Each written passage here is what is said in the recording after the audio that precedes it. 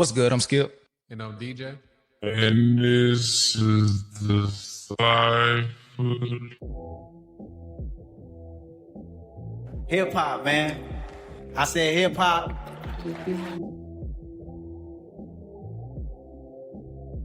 That community is just crazy. That the things that we were able to see and experience because of this thing called rap and hip hop.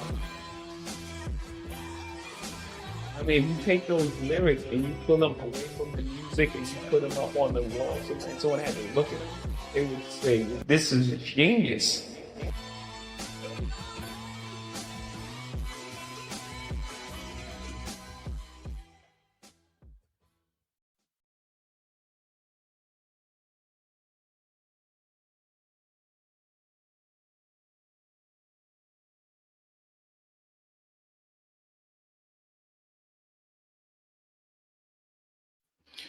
Yo, mic check, mic check, mic check, mic check, mic check.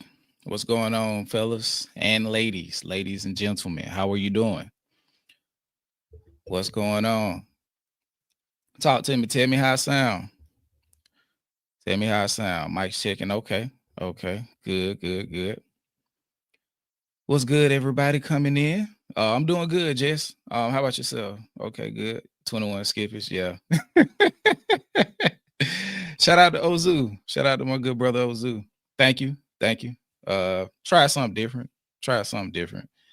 Had to do a little something, you know. Okay. This is our first midday stream. I told y'all I was gonna take a swing, try something different. No, I did not quit my job. But yeah, had to make some shake some. As y'all coming in, be sure to hit the like button, share the stream. We want to push this one out. Oh, never that, Ozu. Never that. You already know we not from that era. We are definitely not from that era. No, I don't need the lace. But thank y'all. I was like, what they gonna think? They probably gonna be on my ass about these braids, man. They probably gonna be on me about these braids, but because it's something new. And then not only, like, if y'all watched the last stream, I was talking about people having follicular struggles. Yeah. Shout out to DJ. What is it? The braid? What is it? The braids? A little bit. I texted you too earlier, DJ. You ain't text me back. But yeah, shout out to my good brother DJ in the building. Shout out to my good brother Ozu as well. Shout out to all of the members. Shout out to everybody coming in. I'm gonna let it get to a decent number before we start. I knew this was coming. I told my wife before the live stream started this morning. I was like, somebody gonna say Brent Fires, especially since I've been kicking his back in. I figured that was gonna come. But yeah, we gonna talk about it. Mariposa, we're going to talk about it for sure. We're gonna talk about it. There, I think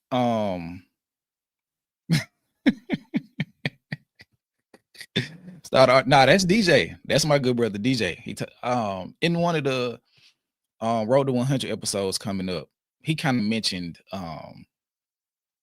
like him wanting to sing. Yeah, so if anything, it'll be DJ. I'll just be I'll be his manager.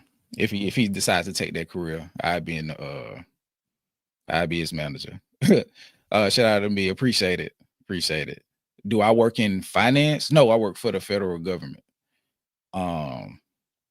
That's all I can say. I don't want to say too much, but yes, I work for the federal government. And as y'all know, we're 20 days into a government shutdown. So, you know, just making it do what it do. Like, since I have the ability to take some swings, I'm going to do so. Shout out to DC, much appreciated. SS, much appreciated. Thank you. looking like a whole new man. I got new glasses too, so that's probably also changing like the perception too. I got new glasses. So yeah, it was like a little switch up. So yeah, appreciate y'all, man. This is my first time as an adult with braids. So it's all of it is new. Yeah, all of it is new. But yeah, let me do some shout outs to the people coming in. Shout out to Regal Love, who was the first. Shout out to Gosh X, Jess, Tiffany, Stephen Mallory was good. Ozu again, Diego, D2B2. Super shout out to him. Jams, Simply J, DC, MS Bynum, of course, first member ever. Shout out to you, as always. Kia, or Kaya, I think it's Kia. Mariposa, Down to Earth 83, Midas, Highway Heroes, Aries Girl, Megatron. Let me see who else. Okay. Yeah, it's definitely the Braves, man. Shout out to Helen Net as well. Thank you. Tell D2B2 and Down to Dix, I'm sorry. Had to do it. Couldn't keep the fro out forever. Had to do something with it. But before we get into it, I walked into the bathroom. My son was taking a bath yesterday, and he hadn't seen me because I got my hair braided yesterday, and I had my do-rag on, so that ain't something he used to seeing. So he told me, he was like, why do you have new hair and new glasses? And I didn't really know what to say. And then he looked up at me, he said, who are you, man? Like with this look of like genuine curiosity, kind of like what the hell are you doing? And I was just like, I didn't know what to say. So I just let him get that one off. But yeah, I just think it was a lot of change for him at one time, and he didn't really know how to take it. So I was just like, hey, man, you know, I couldn't keep the fro forever, man. Like trying to pick through that shit every day, you know, but whatever. But yeah, he was on my ass. My boy said, who are you? Who are you? I was like, I mean, I guess me. I don't know. But you know, devastating to the ego, 100%. It was like, what the fuck you think you doing? He was like, what the fuck you think you doing? Like, let me have not been.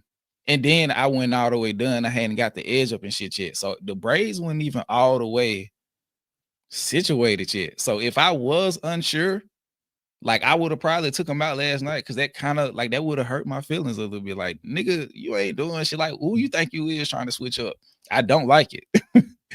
But yeah, he got me situated. So I got the I went and got lined up and all that good shit this morning. So that brought the look together. The new glasses, like simplified, not all that gold, you know, the black and all that. So I was like, okay, I'm kind of fucking with it. But yeah, so new stream, new me, I guess, whatever the case is. But since we got all of that out the way, the main thing that we're going to discuss today is the situation around Tyler the Creator.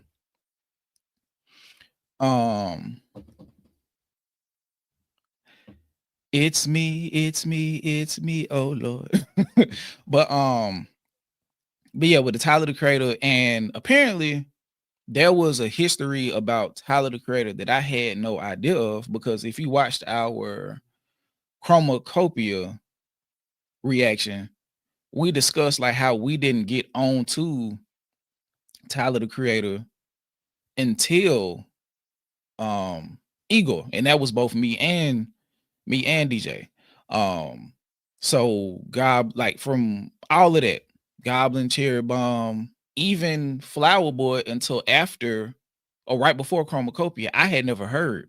So like everything Tyler the Creator related, maybe outside of the song where he ate the bug, and I still have never heard that song in its entirety. I think the only Tyler song I had heard pre Igor was the song with him, Wayne and Kanye, and I don't even really remember that song. So as the situation with D'Angelo, because he posted a tweet or shared a tweet or liked a tweet or something like that, where he was hold on. Oh, let me cut this off. My phone went down. My bad, y'all. But as he started to defend, let me see if I can find it first. Let me see if I can find it so I can actually read the tweet. I don't want to start off being misinformed. But so let me do that. Let's do that first. First and foremost, let's start off on a good foot. Let's start off on a good foot.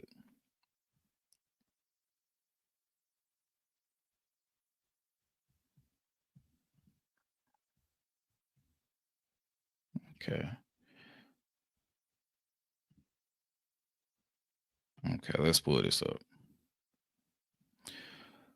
But yeah, I do have a series of videos, a series of TikToks. I have a lot of stuff detailing this because, like I say, it was like we're going to go through a lot of this stuff together. Like, and the conversation we're going to have is not necessarily labeling Tyler the Creator, but getting an understanding of where, when, and how to perceive. Because I think that's the bigger thing about it. But we do want to see, and there is like hold on, let me put a backdrop. Hold on 1 second. Okay, here we go. Let's do a backdrop. Okay, so this is from Complex, and the title of this, of course, is "What's Happening with Tyler the Creator and the D'Angelo Tribute Fallout." And this will be a good place to start because this is kind of where it all came from. Tyler the Creator is facing mounting backlash after a tribute to D'Angelo spiraled into a heated debate about race, fan culture, and his own controversial past. Hold on now. Come on. Why is Tyler the Creator facing backlash after his D'Angelo tribute? After neo soul icon D'Angelo passed away on October 14th, rest in peace again, Tyler shared a tribute post online to honor one of his biggest musical influences. Yeah, we're gonna talk about it because, like I said, a lot of this stuff I'm unfamiliar with. So we're gonna reach some type of resolution together, whether we agree or not. But I think for me as well, it's gonna be good to go through this and get an understanding, because I also think, like with Twitter culture and the whole rage bait economy that took place over there and is taking place over there and has worked its way into the zeitgeist of just internet discourse in general. You know, it's interesting to see how someone can progress from being in that and one of the producers of that genre, or one of the producers of content in that genre, to attempting to align themselves with their natural identity more, and the consequence that you face of some things that you do in the past, and how that helps people who are whether unfamiliar or have been screaming from the mountaintops about these certain things further give context to who you are as a person. And then from there, we have to go through and look for ourselves and then identify on our own, as opposed to taking either side at face value and leaving it there. So let's continue. Hold on. Okay, so did he just post a picture? Hold on, let me see. Okay, so here we go. We are so lucky to have been alive to enjoy his art, Tyler wrote at the time. My musical DNA was shaped by this man. Forever grateful. Safe travels. However, the comment section under his post, which has been since turned off, were reportedly flooded with off-topic and insensitive replies from fans who either didn't know D'Angelo or made jokes about when Tyler's next album would drop. The tone-deaf responses sparked outrage across social media platforms, particularly among fans, who felt they revealed a larger disconnect between Tyler's audience and the Black artists he champions. And this is very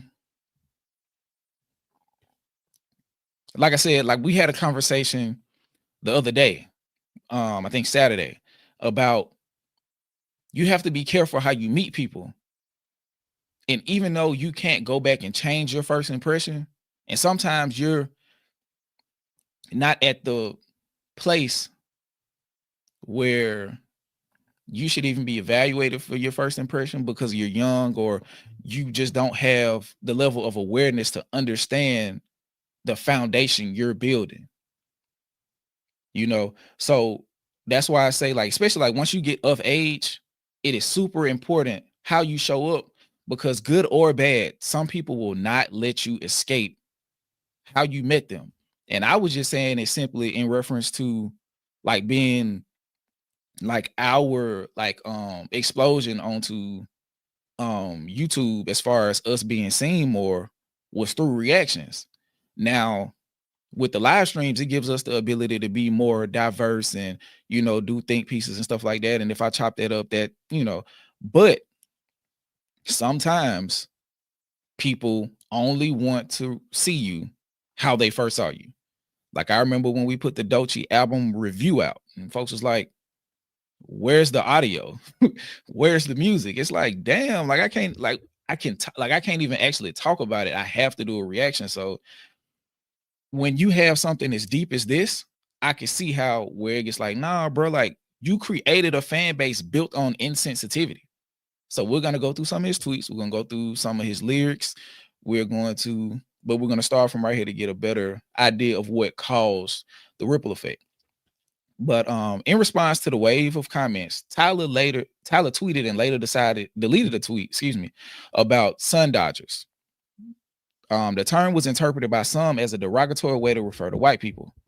While Tyler previously used the phrase in references to ICE agents in an unrelated Instagram post, its use reignited longstanding criticism about the racial dynamics within his fan base. How do fans and critics react online? Reddit user, I guess Margaret M, pointed out that the situation revealed the interesting ways in which Black music is heard but not truly digested by non-Black fans. We talked about this ad nauseum in multiple live streams, because it's like sometimes like it's entertainment only. Like it's not actually digested. It's consumed but not digested, you know, and not by all non-Black fans, but by a large majority, you know, to where they'll hear music about inner city violence and the lack of resources for individuals in that area, and then will turn around in public facing forums and talk about how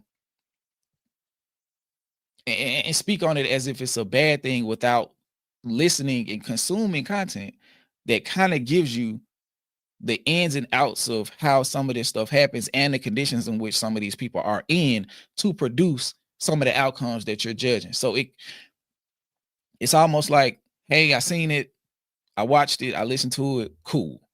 On to the next thing. It's merely just window dressing and nothing else to some non-Black fans. This opened up a wider discourse on X about how Tyler's white fan base engages with Black culture on a superficial level. Point exactly. And this is from Kirko on Twitter. Tyler the Creator liked the post calling out his fan base's relationship with Black music. Let me see if I can blow this up so y'all can see it a little bit better. Okay. Tyler's fan base hates Black music despite Tyler himself having a very deep love and appreciation for it. Nigga has Charlie Wilson, Erykah Badu, DJ Drama, etc. collaborations, and they still refuse to engage with Black art on any meaningful level. Very cannibalistic. And this was like by Tyler the Creator. And I think the cannibalistic, I guess, adjective is highly indicative to just the relationship that some non-Black people have with just Black people, or just just people of color in general. And it's just like consume, you know, no care about anything beyond that. And when challenged in those aspects, it comes out as such. Like, we don't give a fuck. Like, we almost completely ignore that because we just like to be in the cool room. But like what's going on in the cool room is kind of like a lot of disbursement of pain and trauma and things that we're looking for, that we've been looking for an outlet to express, and we found that opportunity to express or use as an outlet in music. And with that, it creates a lot of time this disconnect, you know, where some people is just like, bro, we don't care about that. But that's like ironic because some of y'all are the highest amount of consumer of a lot of this black music, and it just puts you in a weird space. But yeah, we talked about this a live stream or two ago, Ozu, the delectable Negro, of just that whole cannibalistic, borderline homoerotic nature of consumption with the slavers and black people who were enslaved by way of the translated slave trade. So we discussed it at length, and you know, just that cannibalistic, the way that they use that kind of like signals that in me, and obviously you as well, and some other people in the stream, about just how that has made its way and continues to permeate through just consumption of black anything, you know. The culture is I'm looking for the word. It's basically just food. And any real discussion about it is always relegated as if it's like some type of victimhood mentality, where it's really just reporting on the situation at large that we've been afflicted by. And all of the steps, I think the disconnect comes because the further we get down the pipeline of addressing the issues, a little bit of white guilt comes in. Like, we just gonna keep it honest. So the thing about the Tyler situation, which makes it interesting, is you were invited in on fuck shit. So here we go to this part. Is Tyler being held accountable for his past behavior? Some fans and critics are now pointing fingers back at Tyler himself, with Hot New Hip Hop and Hot 97 both reporting that Tyler is being accused of cultivating the very type of audience now under fire. The rapper's critics have resurfaced alleged tweets from his early Odd Future days, particularly from 2012 to 2014, where Tyler reportedly made anti-black, misogynistic, and other offensive comments. Okay, and here go a string of them, I suppose. So at least two. And this is from some Twitter account. I don't know them, so I don't want to give them no shout out because I don't know, you know, I don't want to, whatever. And it is saying, I went and got my own screenshots from Tyler the Creator's tweets, adding keywords so folks can't act like these never existed. Okay, and a couple of these are from the thumbnail. As you can read yourself, I hate Black History Month. Why the F do you have to F and separate niggas still? Oh, it's paying homage to our heroes. Fuck that. Okay, and they double did it on this side. I hate the black dude from Victorious being Leon Thomas. Let's see what this one is, if it can pull up. Y'all can't read it. Let me see if I can thumb through them. The next one. And black people are currently mad right now. Oh, okay. So this is the one. Okay, so let me read this one. And black people are currently mad right now, but in 2 weeks we'll be over it because they really don't care. Cool. Hashtag though. And this was August the 18th, 2014. There has been a connection with this tweet being directly connected to, or loosely connected to, the death of, who was it? Let me go back to let me see if they mention it. If I'm not mistaken, it's George Floyd. Let me see when he passed.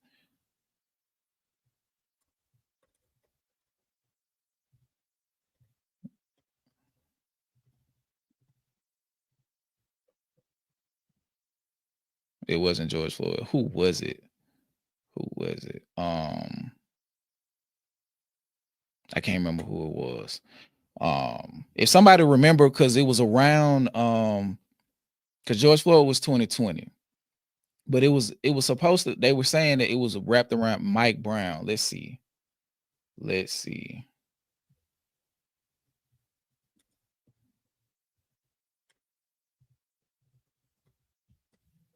Yep, Mike Brown, August the 9th, 2014. So you see where this can be problematic.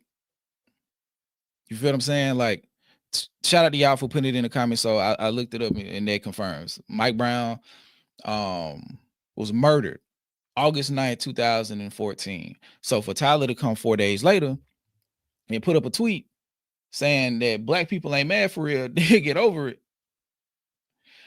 You know, that creates or just fosters more of that rhetoric and attachment to these type of anti-black sentiments. Hold on real quick. I'm just trying to make sure everything good.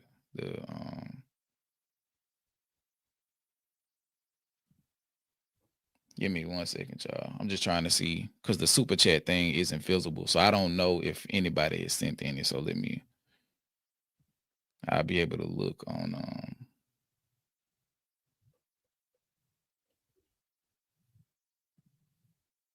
don't tell me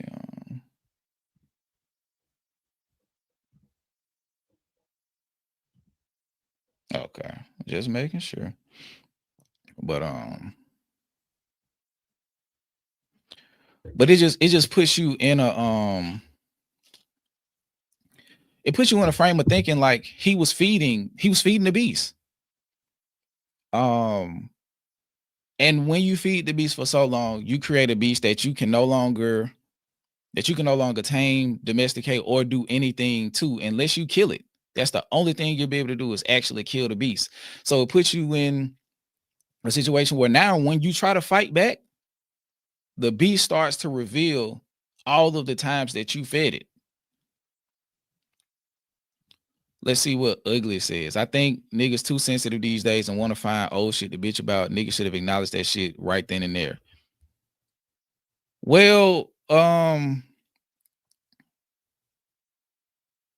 no. There is a such thing as retroactive policing. And sometimes that has to happen. Now, do we evaluate him now as if we would have then in the moment? Maybe not. But if there are a lot of people who did not know what Tyler was doing back then, what the fuck do you mean? Like, it's a lot of people who gradually got into Tyler. And if he was culturing a majority non-black fan base, yeah, he talking about Leon Thomas, J-Mo. A non-black fan base, as black people start to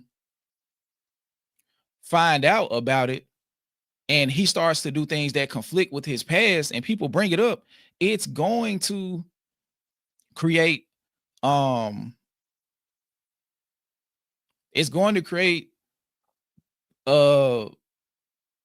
energy of people wanting to know about what's going on. So like, you can't just say, oh, ignore it, because back then, and you can't actually speak to what people were or were not saying, because there were some countries that Tyler was forbidden to go to based off some of the shit he was saying. And if nothing happened, Tyler wouldn't have felt the need and Thought I Was Dead to address it. So you can't say that nothing he did, like that nobody addressed it or nobody said anything. He would have never had to respond to backlash if there was not backlash to begin with. So people were saying shit. You feel what I'm saying? So we have to understand, and in some instances give grace, because like I said, like this was what, 2014. This is 11 plus years ago. So how old was Tyler? He had to be in his 20s. Okay. The purpose and the point is, MS Bynum, Now he's standing on black shit. He's standing up for a black artist that passed, and then he's being seen as attacking his majority white fan base. So in response to him making them feel seen in a negative light, they are revealing the shit that he did back then, and the way that he made them feel seen, and the way that they were able to exercise these anti-black demons through their fandom of Tyler the Creator. A nigga can still apologize and a nigga gonna feel the same way. Bro, are you black? Let me ask you this, and this is probably the last time I'm gonna pull your comment up. But bro, if you're not black, stop saying nigga, number one. And also have an understanding that just because whenever you did some shit don't mean you're not gonna be held accountable for it. Like, has Tyler ever denounced the shit he did back then? If not, if he addressed it as far as I'm a moonwalk over that shit, oh no, you're out of here, guy. You're out of here. Somebody send my boy on up out of here. Because the fact that you feel like you had to capitalize it, that lets me know that you ain't black, gang. That let me know you ain't black. The fact that you feel like you had to talk to a black man using the word nigga in all caps, like that's gonna have me like, oh, I got you, man. Get the fuck out of here. Get the fuck out of here. Cause you said, yeah, hold on. Let me see if I can go and send you where you need to be. I got you though. Don't even worry about it. I'm gonna send you right where you need to be. Hey, do I have any mods? Do I have any mods, or do I need to pull up YouTube and send him on by his way? That boy said, you the type of dude for real, who but this is a perfect example of the type of people who are commenting under Tyler the Creator's video. Like, if you don't understand like how much of my point that you're proving, like you're proving the point so much so that it's almost like I should let you stay in here a little bit. I don't know. I think I might be outside too early, Mona. You might be right. But let me go and send you to the Shadow Realm. I got you. As soon as I can get YouTube to pull up. I got you. Don't even worry about it, champ. Don't even worry about it. I'm finna pull this right on up and get you the fuck up out of here. Don't you even worry about it. Soon as it come up, I'm getting you up out of here. But yeah, if you just wanted to come in here and be with the cool kids, that's all you had to say. But like, you picked the nastiest way to try to get some attention. Like, cause all you did is just show how stupid you are. Where you go? Where you go? Did you leave? Did somebody get him up out of here? Like he gone now. Oh, here we go. Yeah. Yeah. Oh, shout out to Ozu. Get him up out of here. Let me hide you from the channel. Banishment. Banishment. Banishment. We got you the fuck up out of here. But yeah, shout out to Ozu for getting the first shit up out of here. But yeah, get him up out of here. Threat eradicated. Much appreciated. Thank you so much, Ozu, my good brother. But got him. He gone. Send him to the gulag. Yes, sir. Ozu did. He got him up out of here. Neutralized. Target eliminated. Thank you so much. But yeah, that just proves the point. It's like, bro, get your weird ass on somewhere. He got out. Ozu kicked him out. And I don't know when he did, because when I looked to kick him out, he was already gone. So I just went back up a little further and then pulled in his old comments, and that was blacklisted and deleted it. I mean, it deleted him. But I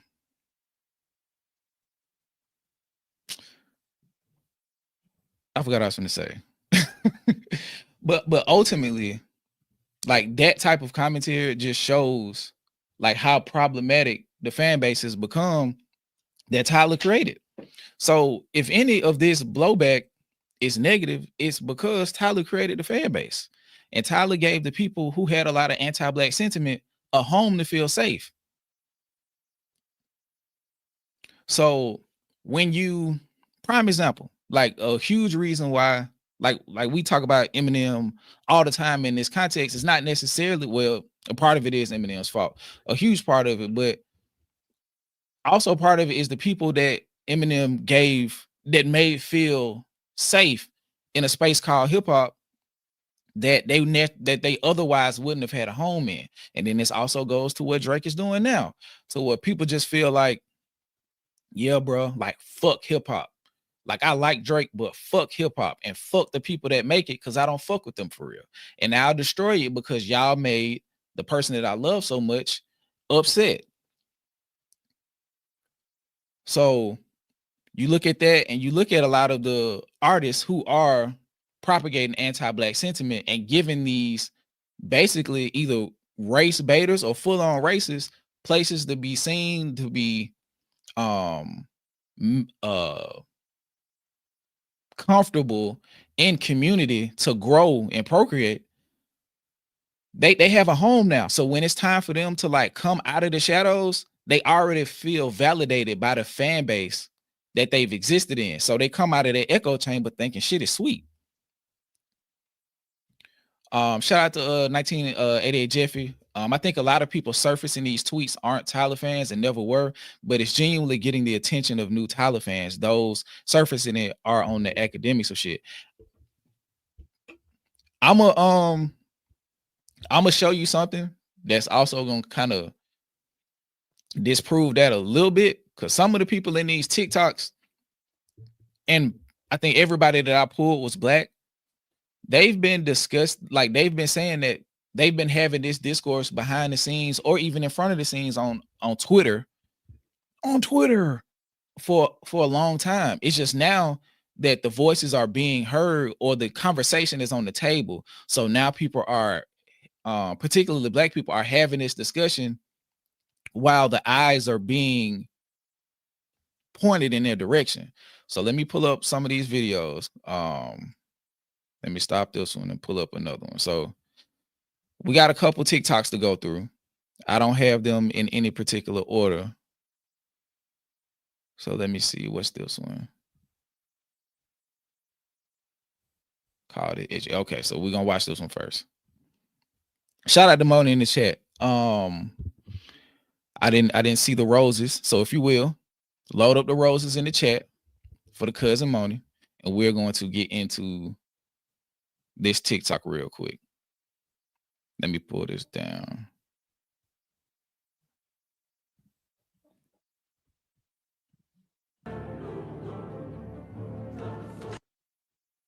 Let me turn it up. Let me know if y'all can hear it too.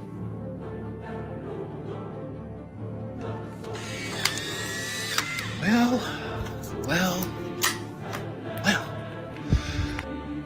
Can y'all hear it?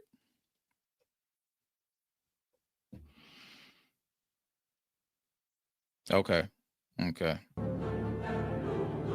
And this is a compilation apparently of tweets, images, quite possibly merchandise, and other offerings from Tyler the Creator throughout the years. Well.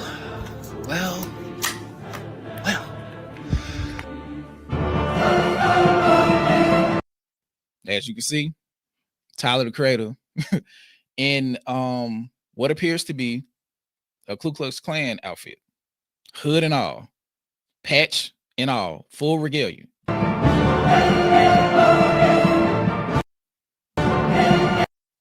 You see this one?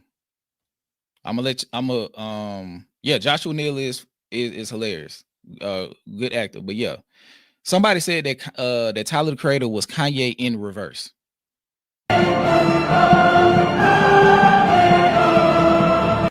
Blackface. This is merchandise from Tyler the Creator. What the fuck is that? This is an official Golf Wang t-shirt. So for the people who are like, what is going on? Or what did Tyler do? Here we go. the Mike Brown in the following tweet that we discussed.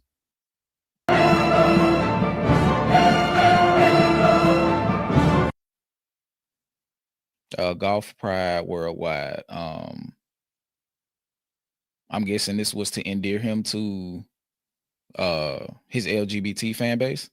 In addition to this, which is crazy. And then the pride with him being tied up with somebody who's non-black too. Just crazy. And it says, y'all trying to make it seem like Tyler's only issue was him being anti-black toward himself, and that's not true. He has plenty of songs about harming women. His hatred didn't just spill out onto himself. It affected many young black girls and out queer people.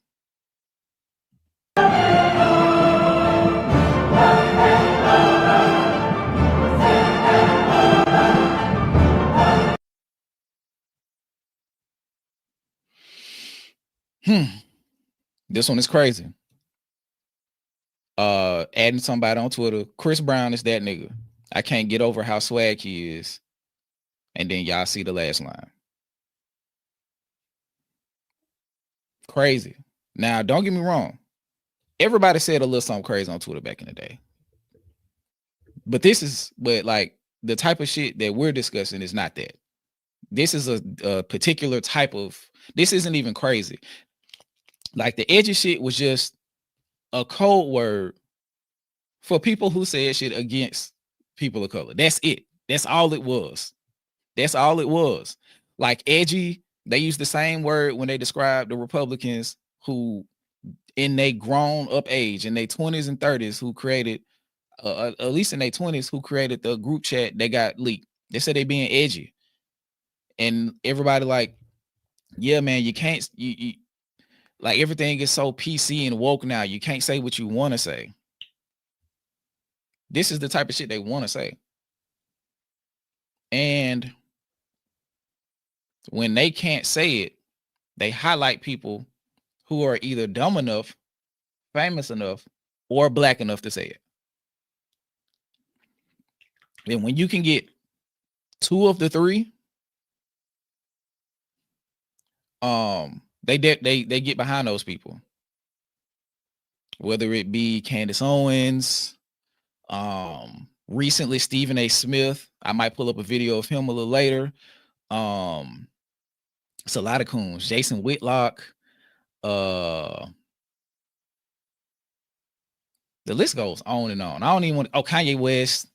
Just a lot of just anti-black black people. They platform these people and they use them as a reflection to show to us that the shit that they actually feel is valid because another black person is saying it. So these type of sentiments get echoed in those chambers because it validates the way that they feel.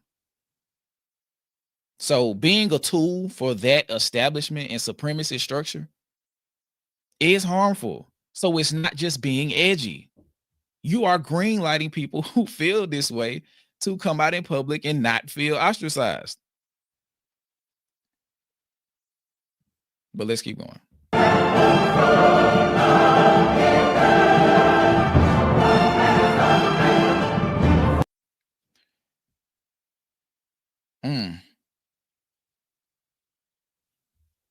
Okay. All right. This nigga was tripping. I saw this line earlier. Crazy work. Crazy work. Like crazy work. Crazy work. You know, like the Eminem lineage has to be addressed at some point. It has to be addressed. It has to be addressed. The type of the lineage that Eminem inspired may be one of the most poisonous things to not ever. It's one of them. It is one of the more poisonous things to happen in hip hop. The Eminem pipeline is one of the most poisonous things to happen in hip hop because of what it created, what it fostered, and what it is now grown into. Like And it ain't all Eminem's fault, but look how many supremacist dog whistle rappers we had to see before we got one Mac Miller. And Mac Miller started off making frat boy rap, but I don't think it included shit like this. And I could be wrong because I didn't listen to all of his music. I think I listened to Best Day Ever and then listen to him again until Circle, Swimming, and Balloonerism. But the pipeline to get us from Slim Shady to this, it's crazy.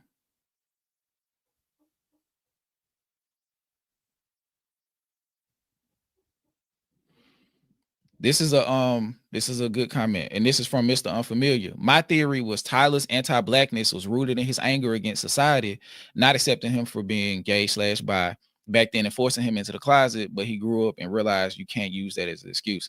I also think that a lot of just anti-blackness from a lot of self-hatred from that is exhibited by black people is rooted in their particular experience growing up.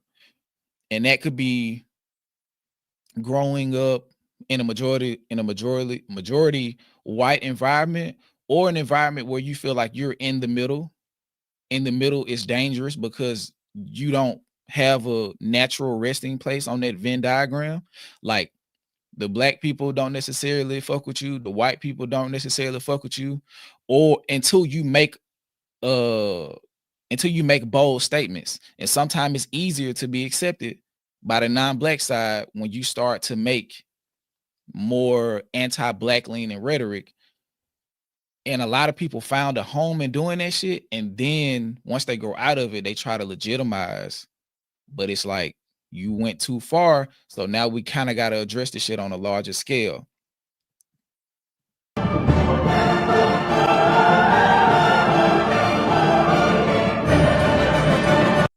Hold on.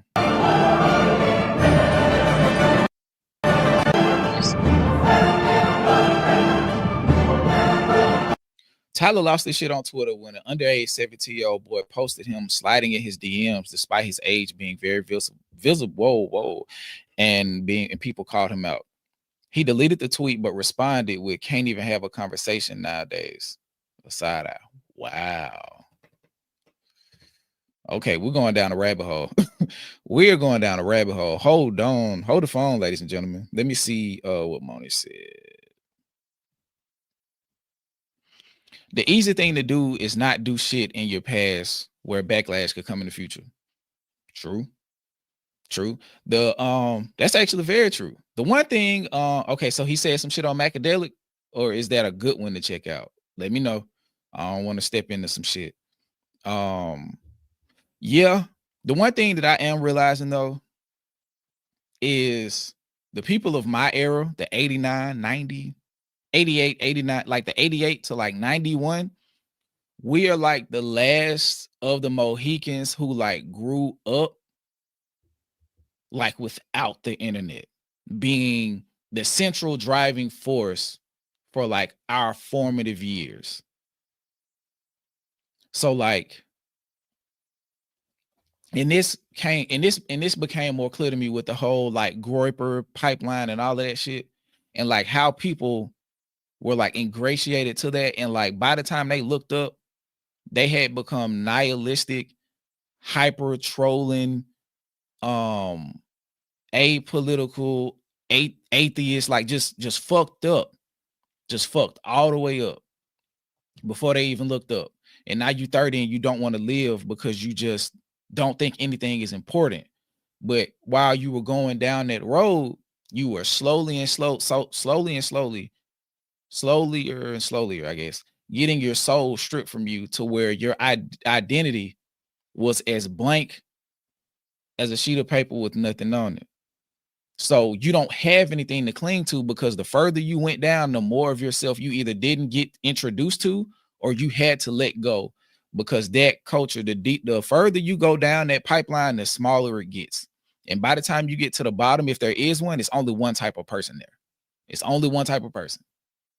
And that person is like some type of variant of Nick Fuentes. You feel what I'm saying? So not to excuse any of this shit, because this is disgusting. This is disgusting. I think the larger conversation that we should be having, and I talked to Absa about this behind the scenes, and I don't know how she's progressing with the conversation being had, but the internet culture fucking our kids up. Fucking our kids up, fucking our younger brothers up, fucking us up to a certain extent, but not as much, because we understand how to disconnect. We played outside, we rode bikes, we flipped off gates. I didn't flip off gates, my little brother did. But we fell, like we fought, we like actually had to like walk up to people and get numbers.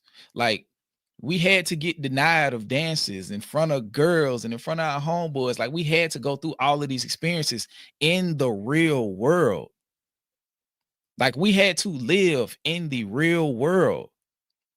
Flipped off gates, DJ. Yes. Like if you, I ain't trying to get too far, of course, but like you didn't graduate like as a Afro, like as a, let me see, as a urban, not even urban, I don't want to say that, as an amateur street gymnast, let me say that, because we didn't know what parkour was. Niggas was doing parkour before they understood what it was. Like my brother would like run up walls and do backflips, flip off gates, flip off stairs, do all of this shit. What's good, Nella?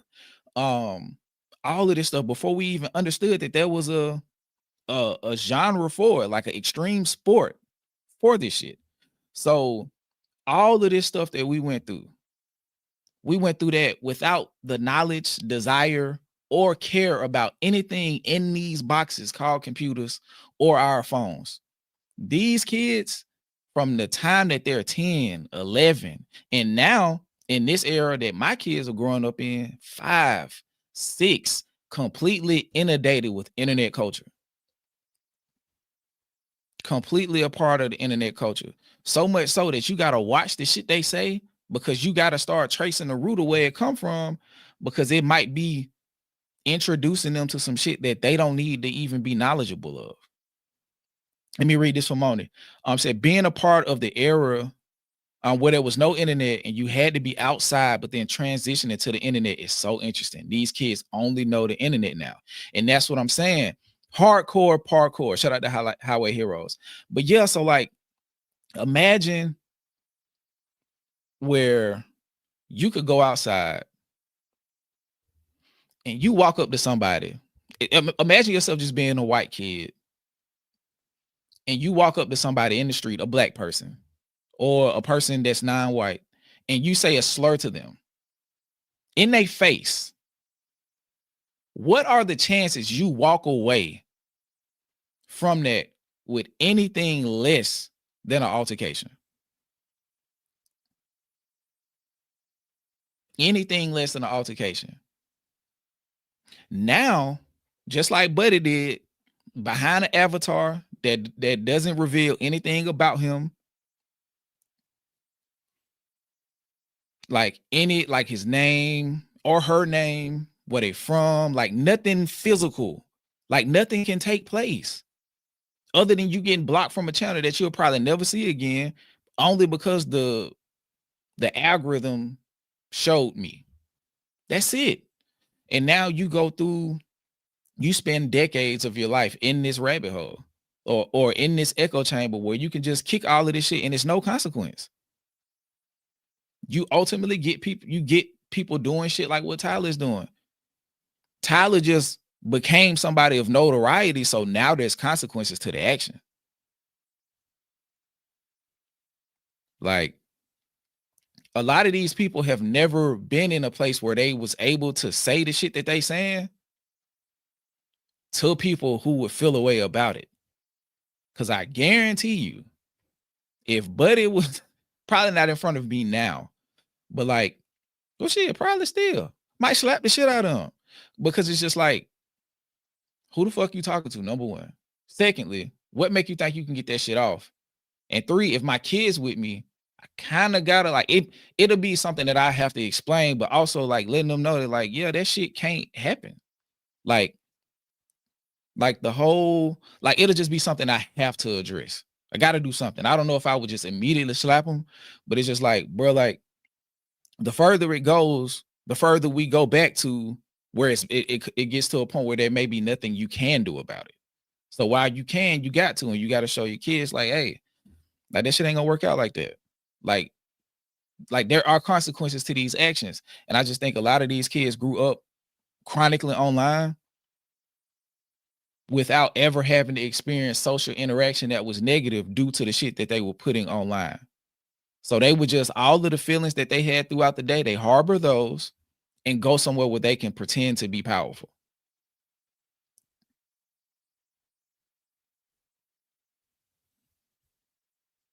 Exactly. Read the note, and they don't understand consequences. And Tyler is going through a fuck around and find out. Like, cause the crazy thing is, like, he just put out last year, he put out Chromacopia. He put out Chromacopia. You feel what I'm saying? So it's like, put yourself in a weird space, like, cause that's probably your most revelatory project as far as you identifying with who you actually are. And now you in a spot where that shit came back. And now people have to have the discourse on a larger level. Shout out to just the whole ass miss.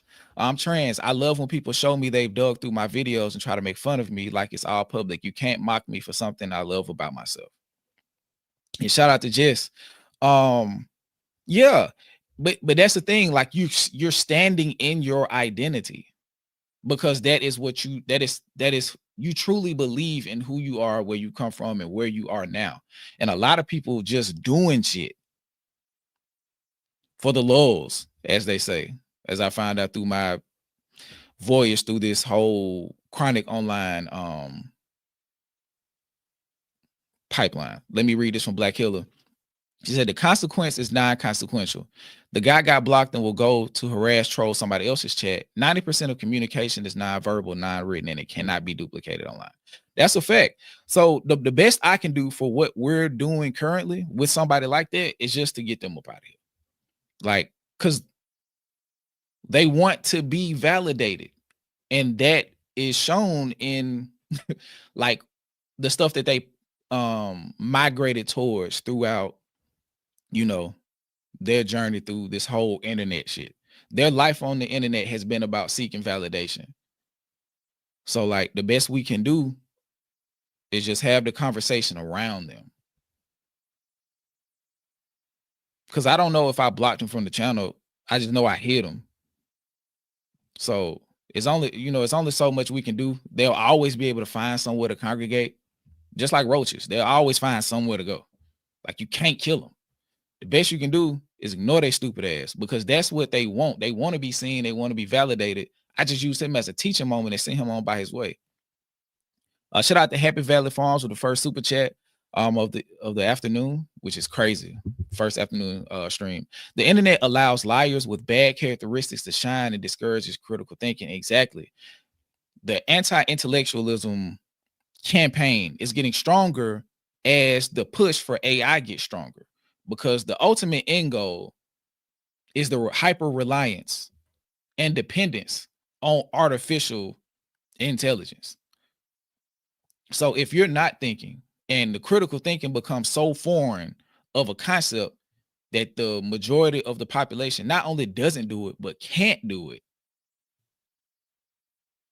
you'll have to go to these spaces to get information and learn how to consume information or be told what to consume and how to consume it and move forward.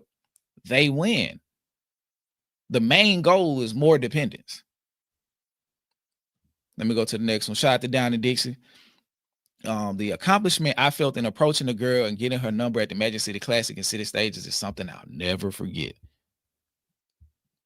I remember like at Visionland, like when you just be walking down, on a young lady and you attempt to court in front of a bunch of people, like that is a very, like, those are like make or break moments. Like that gets you to a point where it's like you got to learn how to be cool with rejection.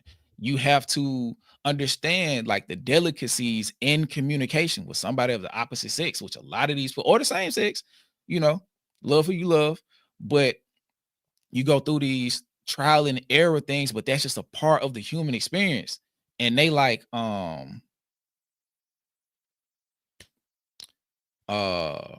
it's a part of, but you have to go through those things to understand how to better exist outside of yourself. And on the internet, you don't learn that. Shout out to Nia Shireen or Shireen. I don't want to pardon self. Character building experiences. Exactly. Just like the first time you get punched in the face, you got to go back to school. Win or lose, you got to go back to school. You get jumped, got to go back to school.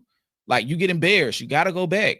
And like the ability of people not to have to go through these things creates the space where people can just continue to do these things because they don't understand what it's like to really be embarrassed or to really be validated in a real space. So they understand that hate isn't the only way to get attention.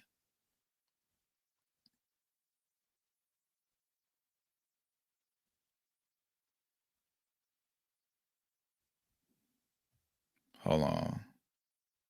Okay, and this is Rejuice too.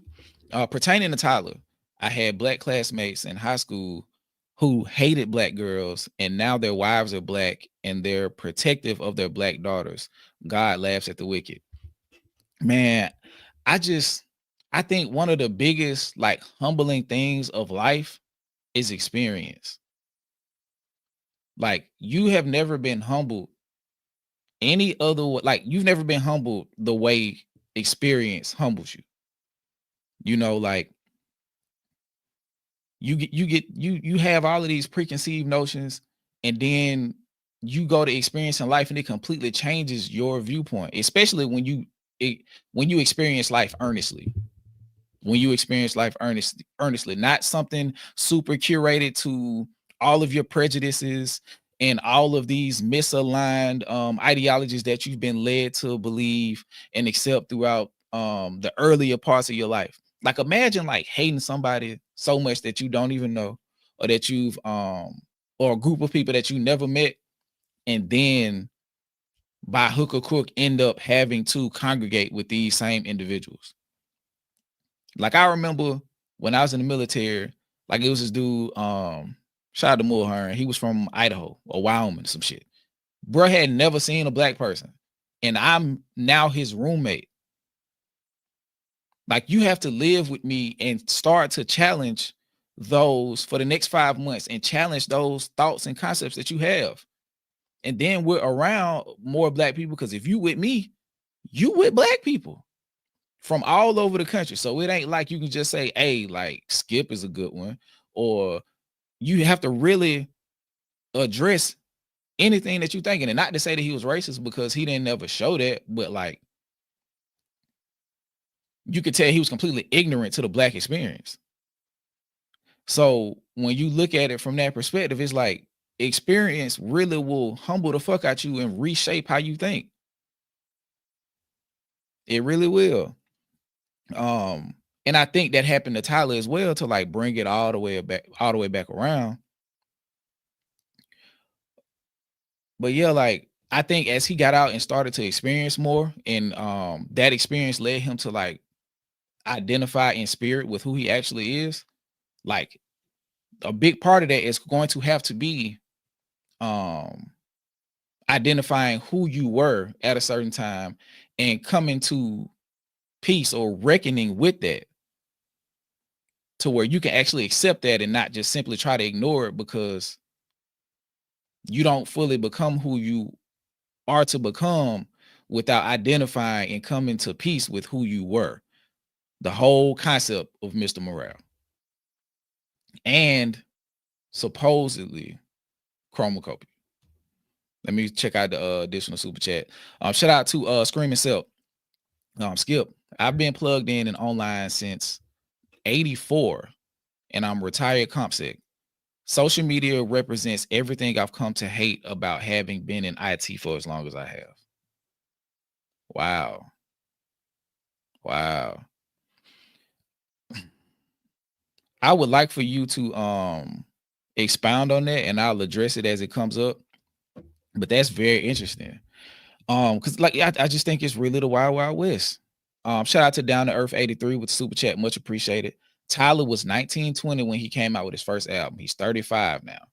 He literally grew the fuck up, and apparently people are upset about this. Upset about the fact he grew up, or upset about the fact that he did this when he was younger.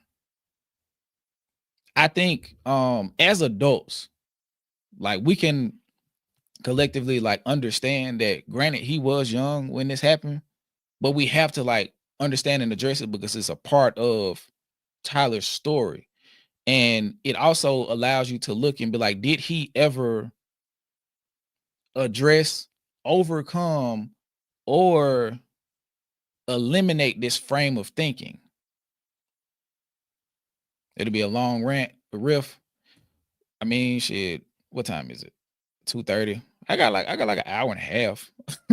But yeah, it's we have to acknowledge it. It ain't even necessarily about being mad about it, but we do have to acknowledge it. I think just ignoring it, like, ignoring it sweeps under the rug all of the consequences from it.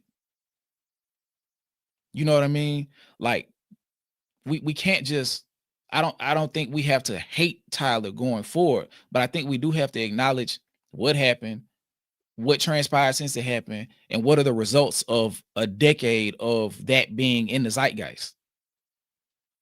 You know? So all of this shit is necessary. I ain't even doing this to create a hate Tyler campaign. Like, we haven't even gotten to the end to kind of even address how we look at Tyler post this, but we do have to address it. It's not necessarily about, okay, he did it back then. Shit, R. Kelly committed sex crimes back then. Like, we have to address these things. It doesn't matter when it happened. Like, that's the same sentiment of being like, slavery happened 200 years ago. Like, so the fuck what? So the fuck what? Like, did reparative action take place to be looked at on the same scale now? You feel what I'm saying? Like, so if I slap you, and then just because time passed before you decide to do anything about it, when you decide to do something about it, does that negate how you felt in deciding to have a reaction? Or if I wronged you in the past and then you find out about it after the fact, and then so many things result from that wrong that I did you, just because I choose to respond to it at a later time, does that negate the feelings and objective that I have now to rectify that situation? Exactly. Shout out to Nady or 90. Nady, I'll say that. What he didn't just affect him. He created a safe space for monsters. And that's what I'm saying. So like, now we have to deal with them. So we can't just compartmentalize and separate him from the effect. We can't separate the effect from the effect. Like, we have to take it all into consideration simultaneously, because if not, the way that we evaluate Tyler the Creator and people who come after him does not change. So maybe if we understand that Tyler the Creator came into stardom and created a fan base doing problematic shit, and then come to the realization that even though we see that Tyler the Creator has progressed from his problematic past, we can then look at identifiers for what he felt was needed to create the problematic persona and ideology to feel accepted. So maybe if we stop being so exclusionary, or create an environment to where people feel like they can come in to certain situations as their full selves, they won't feel the need to be to quote unquote rebel or be edgy. Because some of this shit do be a trauma response. What you do once you get the awareness to understand it was a trauma response, it's on you. Your trauma is not your fault, but how you heal from it is your responsibility. I heard somebody say that. I don't know who. I know I heard Charlamagne say it, but I know he didn't come up with it. So when you find yourself in situations like this, if you don't get context, you won't be able to correct in the future, bro. You feel what I'm saying? So if we just sit and ignore this shit, bro, we're gonna look up and it's gonna be a white dude doing this shit. We let Eminem rock. Now we got Tom McDonald. And Tom McDonald is famous. You feel what I'm saying? So like imagine we let Trey Songz rock to a certain extent. Allegedly. Now we got David. Allegedly. You feel what I'm saying? If you don't stop the microaggression, what are you going to do when the actual aggression comes? And the aggression is egregious. That's why this is important. That's why this is important. Address it now or deal with it later. Address it now or deal with it later. That's all I'm saying. Shout out to Tiffany. She said, right. Despite what Drea says, your wholeness, quote unquote, insert negative behavior here, can't be deleted.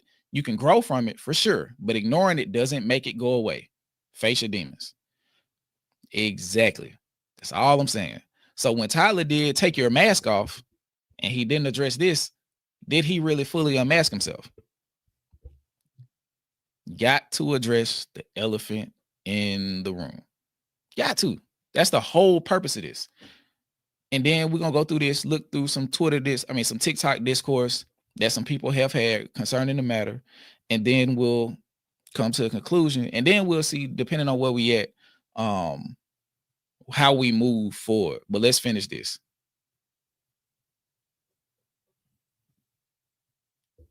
Yeah, all of them. Monkeys, coons, like address every animal in the room. It's not like that animal ain't just stuffed. It's shit in that animal that has to be opened up and understood. Devil's advocate from Mr. Familiar. Mr. Unfamiliar, excuse me. Devil's advocate. Tyler could say having these fans brought into the culture was a result of hip-hop being exclusionary. That's what I'm saying. So it's not only consequences for him, but also the culture. That's what Watch the Party Die means. A part of it, of course. That's what Watch the Party Die means. We have to have a reset of the culture. That's why I say, like, about the Eminem pipeline.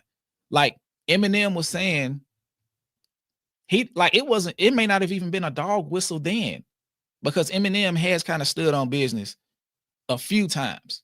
Granted, Eminem said some wild shit back in the day. So for people who look at him taking a stance against Trump and that be the end all be all for evaluating his character, look at what he said about black women before that.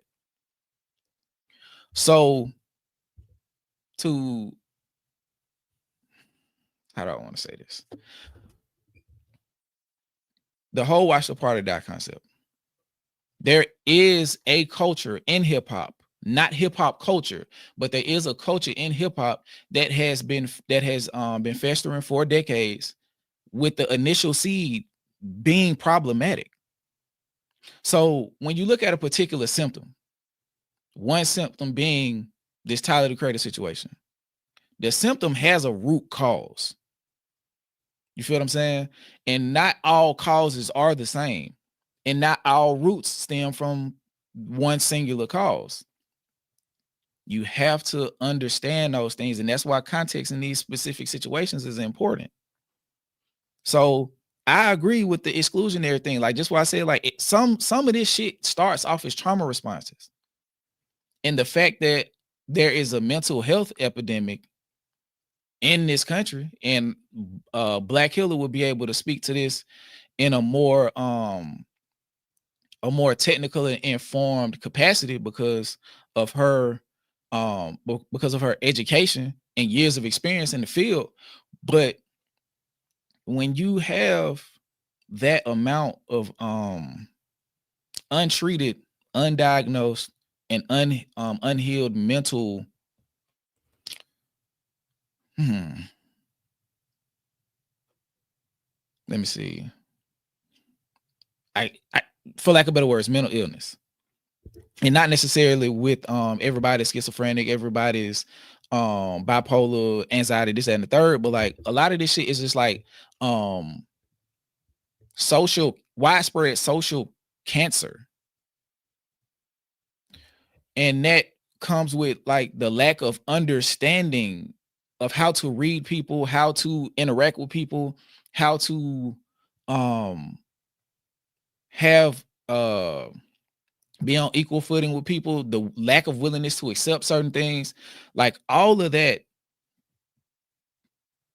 is also existed in hip hop culture. So when you get a hip hop culture that, I don't know if y'all can see him behind me, probably can't, but Pimp C against like staunchly against homosexuality in hip hop. So when you have that part of the culture staunchly against that and creating a wall and not allowing people to be openly homosexual in hip hop based off their respective morals and beliefs, you have people who feel neglected, unseen, and unheard by that wall that was created. And there do come times where people express their trauma through negative reaction and output into the world. We can't even fully attribute that to being what Tyler the Creator was doing. And that's what I'm saying. That's the whole point that I was making. So, well, one of the points I was making, like when I said about the diagram, like sometimes it's easier to go that way. For example, Candace Owens wasn't always a Republican. She was not always anti-left. And that's when you start to use the word that Buddy from Potty Mouth used. Grifter. Okay, niggas on DL. Got you. Pardon self. Oh yeah, because he was talking about busting up people back and like doing it on the side while he's messing with women. Got you, being a family man and all that good stuff. Got you. My bad, Ozu. But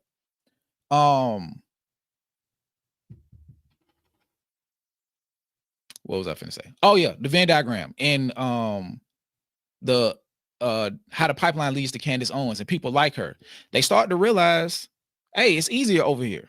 So now you got a whole bunch of anti-black content creators because it's easier over there. But the consequence that comes from that, from you not identifying that your trauma has created a response that leads down an extremely negative pipeline, is your fault. It's your fault. Once you get of age, like if Candace Owens just decides now that she wants to get on the right side of history and just start saying shit, she has to make amends for everything she did in the interim. Especially once she became of age to fully understand the gravity of what she was doing. You don't just get to be like, okay, I'm different now. You got to denounce everything that you did in that time period and then spend years trying to repair how people view you.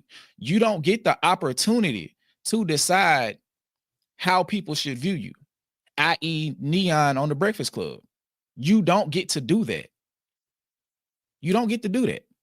If I go to jail right now for being a thief and I walk around people I used to steal from and they look at me different or offer up defense as a countermeasure for me being around, I can't be like, hey, y'all got to treat me different because I'm different. I got to show and prove. I got to show and prove. I got to show and prove. And if you don't, I have the ability to continue to look at you how I view you. We can't just be like, okay, the person stopped doing it. Did they make amends for doing it? I mean, did they offer reparations for what they were doing? That's the biggest thing. That's the biggest thing. If you don't offer reparation for the shit you did and understand how problematic and hurtful the shit you did was, did you truly even mean the apology if you even offered one? You feel what I'm saying? Like this shit is way deeper than him just being like, oh, okay, I rap about hair now. Because if we really look through all of this shit, there can be an argument made that it's performative. And I also saw that. Shout out to Ozu. I don't even know if Ozu knew about all of this shit that Tyler was doing. But me and Ozu had a conversation when Chromacopia dropped. And he was like, hey, bro, I'm going to be 100. I feel like some of this shit performative. And I was like, what you mean, bro? I don't think so. I think he really, you feel what I'm saying? I think he really about, speaking to his blackness. If I would have had context on what Tyler did pre-Flower Boy, I would have completely been on the side of agreeing, because there's a very strong argument. It's like, okay, you just switching sides because now you feel like you're of age. You want to, be more representative of where you from. You want to speak to the people that you may have not provided a gateway into appreciating your art, because now you're making art from the people who influenced you so deeply. You're trying to speak to the demographic that they come from. So if we look at it from the context that we have now, we can definitely say that he's moonlighting as pro-black. That's all I'm saying. So if he doesn't double back and offer some type of correction instead of just being like, man, fuck that, that's the past, I have a reason to look at you like a grifter. I can look at you like a grifter. I can look at you as a disingenuous person.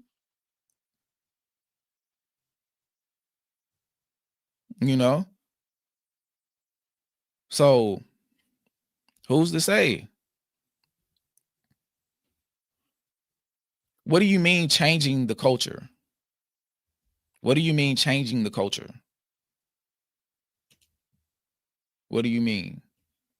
That's a loaded 3 words. What does that mean? What does changing the culture mean?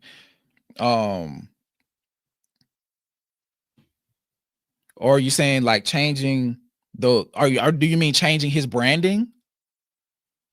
Because we talked about this with Drake last stream. No, stream before last, because DJ wasn't on last stream. We talked about this the stream before last, 2 Saturdays ago. The difference between branding and character. Sometimes they align, sometimes they don't.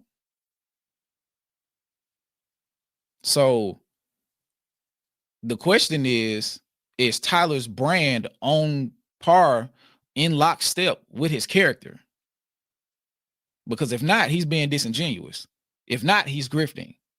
If not, he's lying. And if not, we have to wonder whether or not he still believes in the shit that he used to say. You feel what I mean? You feel what I'm saying? Like, it ain't just, oh, okay, I stopped doing it. Shout out, okay. I mean, he was not accepted before, but now he has all of the gangs in LA cheering for him at the pop out. That wouldn't happen to Goblin era Tyler. Think it's more than just his brand. It's because he started making music that was more representative of where he's actually from. But that does not mean that his character towards the people that okay, he loves Pharrell. Does that mean he loves the people where Pharrell is from? He loves the Clips. Does that mean he loves the people where the Clips are from? He loves Charlie Wilson. We don't know if he loves them as a musician, as a person, or understands the lineage of the type of person that gets you to be the type of person and the type of musician, the type of character and all around spiritual being that a Pharrell is. Because this comes to the point of what I was saying earlier. You can be a student of hip hop and not fully understand, appreciate, or love hip hop culture and the people that created it. You feel what I'm saying? Like I get what you're saying. I do. I'm just telling you it's deeper than simply the top layer of the cake. So I don't give a fuck how many sprinkles and how good the icing tastes on the top of the cake. If the layers leading up, if the tiers lower than the icing is molded, the cake is fucked. And I'm not saying that about Tyler. I'm saying that we don't know and he has to do something about it. And this is a great opportunity for him to make amends for the shit he did.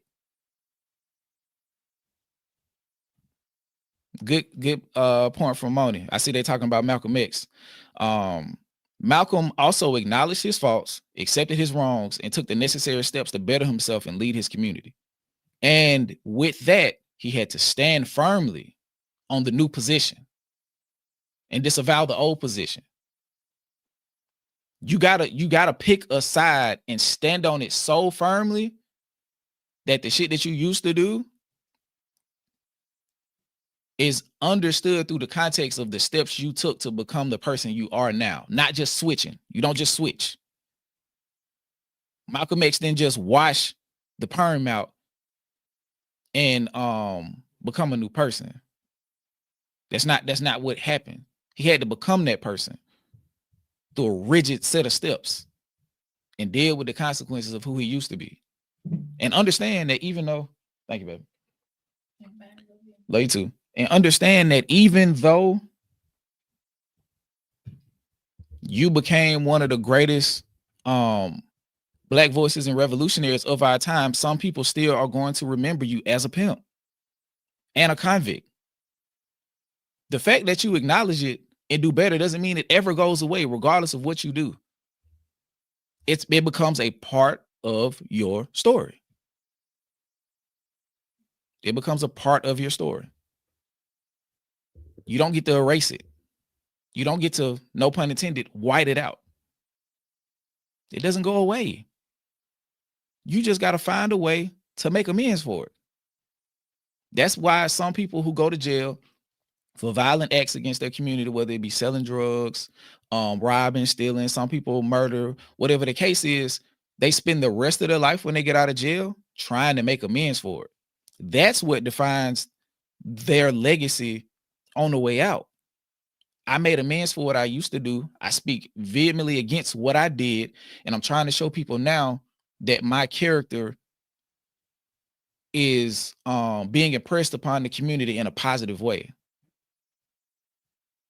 You feel what I'm saying? Making black music ain't enough. It's not.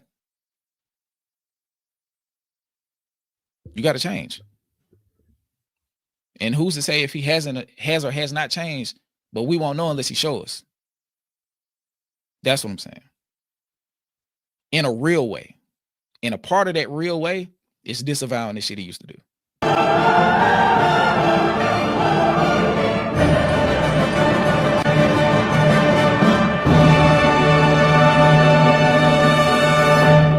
Do you use the N-word? Yes. Now, that's an offensive word To some people, to many people. And in what terms do you use it? I don't know, man. See, like, people have to understand, I grew up in a different time. So what?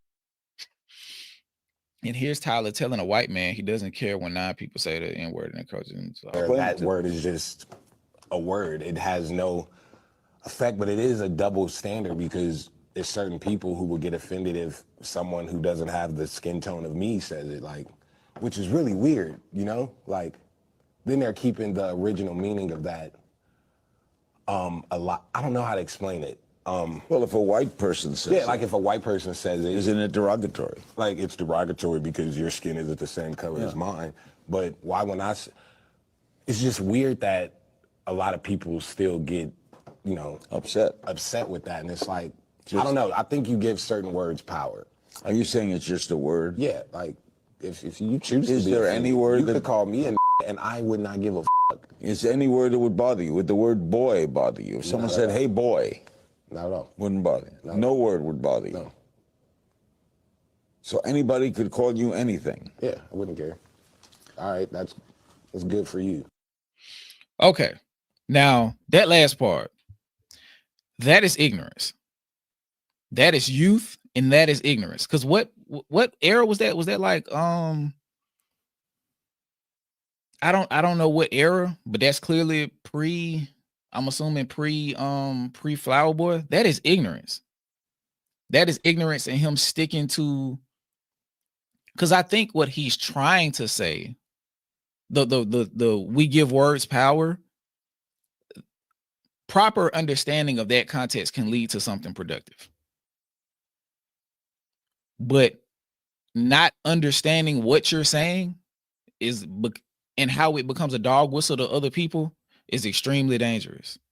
Because then you be like, hey man, white people, y'all can say nigga. Y'all can say it Wolf era 2013. So this is 12, almost 13 years ago. So bro he's born in 91. So he like early 20s. Like, it's pride, like Reju said, it's ignorance and pride. Like, he don't even know he's stupid.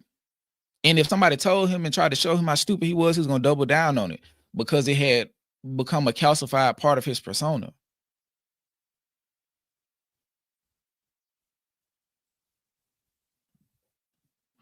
DJ said, bro, we the same age. We grew up in the same time.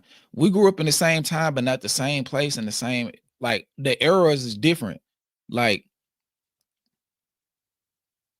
Tyler clearly grew up on the internet. So it's different. It's different. Like, and I'm not saying that to excuse him. The point I'm saying is we have to be cognizant of each individual environment. Tyler clearly grew up in a different environment. And he grew up around different people because his entire group was on this shit. They found community in this shit.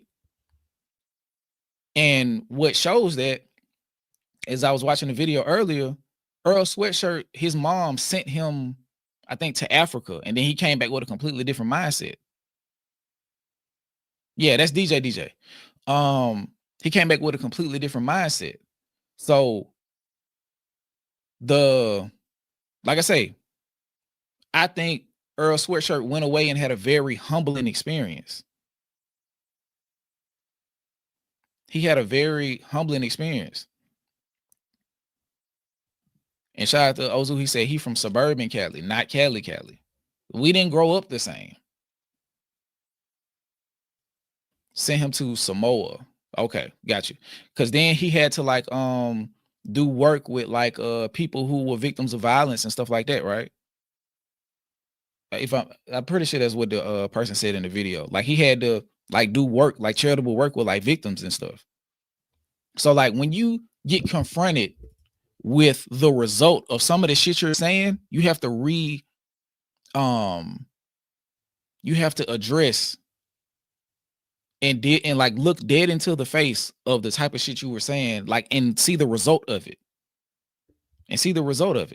So we didn't grow up the same, bro. We didn't grow up the same. And I think just the blanket of it, blanketing it like that takes away valuable context, and it creates like this very homogenous frame of thinking.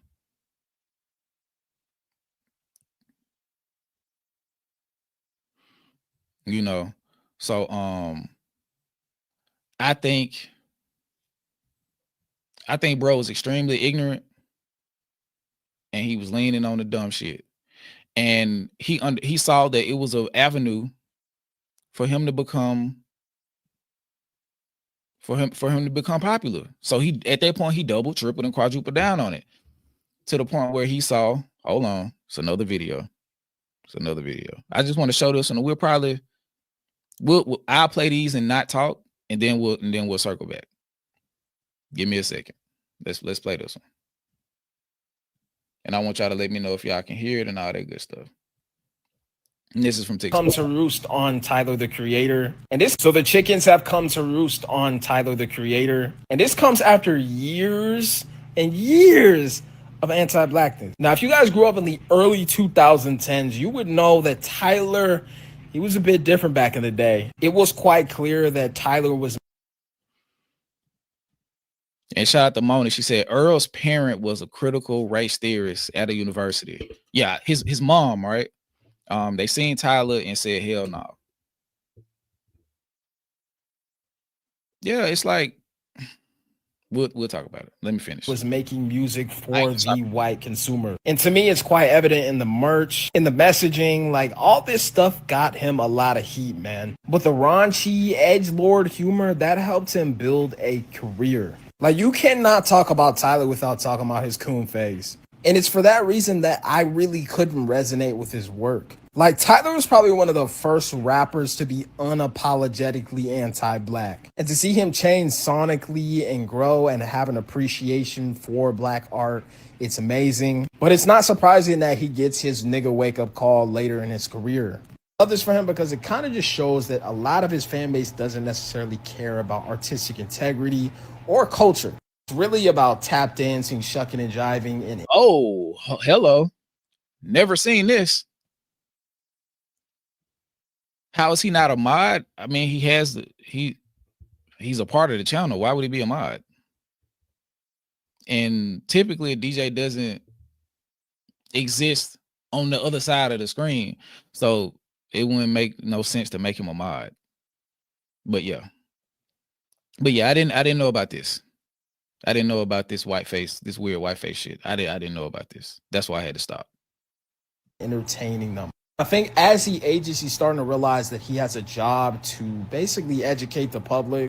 That's why we see his sound changing sonically. Tyler, Odd Future, they represented black suburban culture. His art invited the wrong fan base.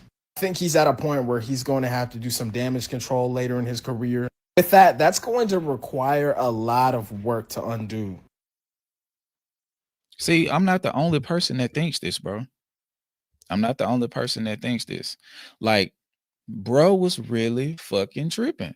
And you're going to have to make amends. Ooh, hello. Not me thinking I'm cute. No. But I think this is the second to last video. And then we have a longer video if y'all want to watch it. The title of that video is Tyler Deserves Everything He's Getting. Tyler deserves everything he's getting. But this is another video from TikTok.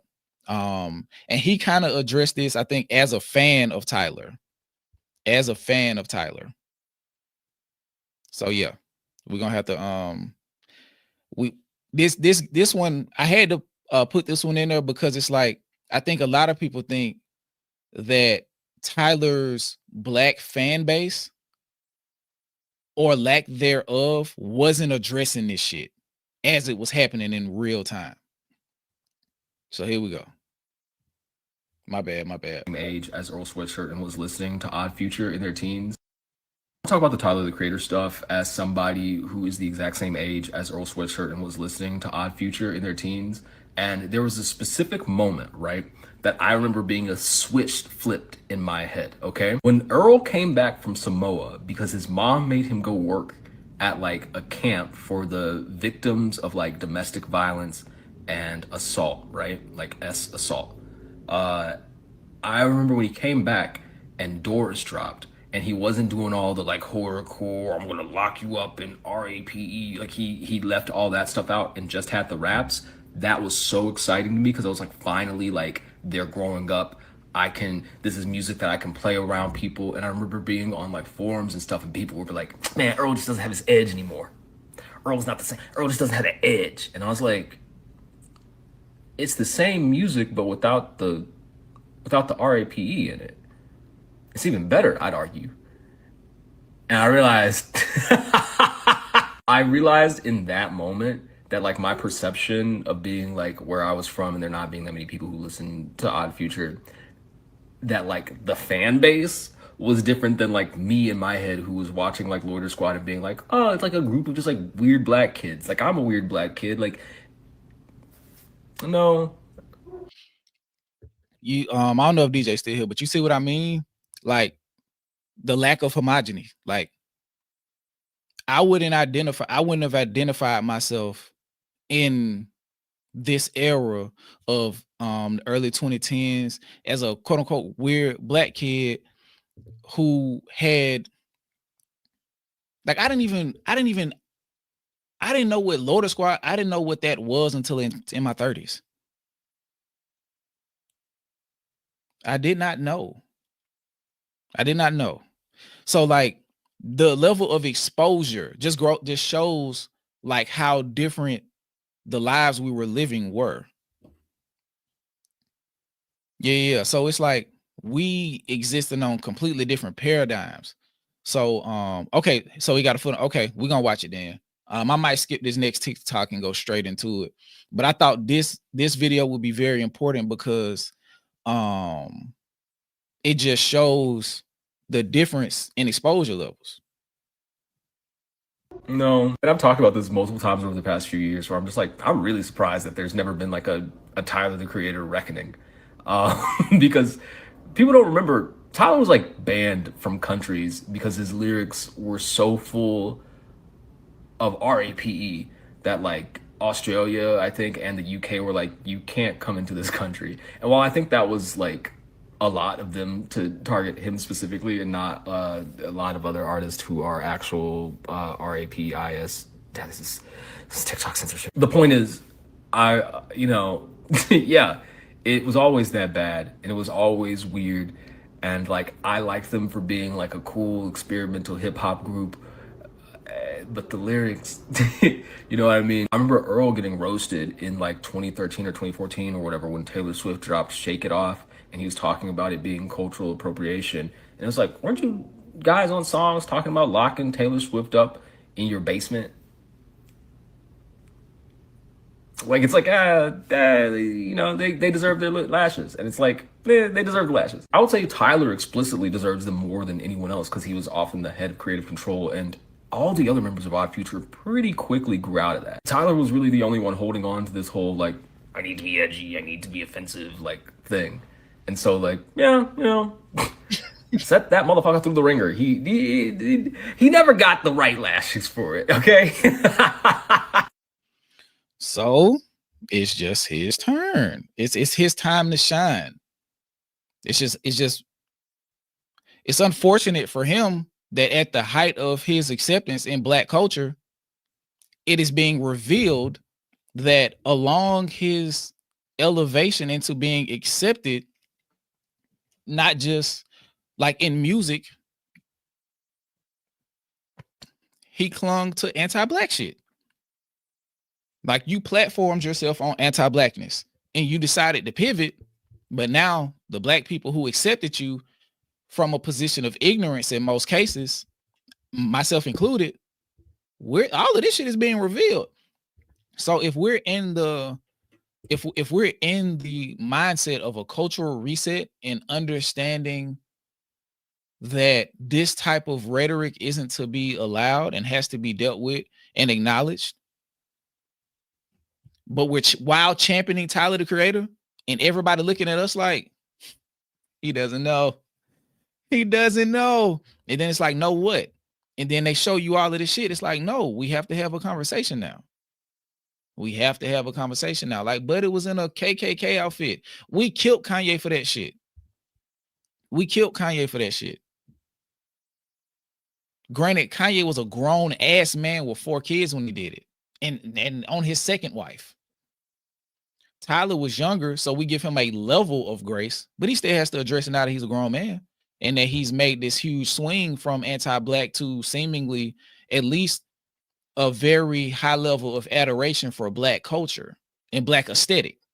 So now we got to see, hey, Tyler, which part of it do you like, buddy?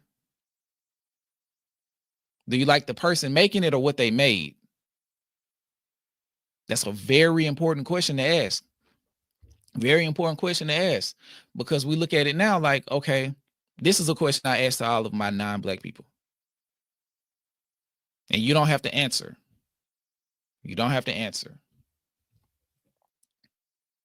But whatever your answer is, you need to reckon with it and then move forward. If you're at a concert and you're leaving the concert, you had a great time, and you were having a good time, and the person that just happened to be in the seat next to you was a person of a different culture, a different ethnicity, different race group.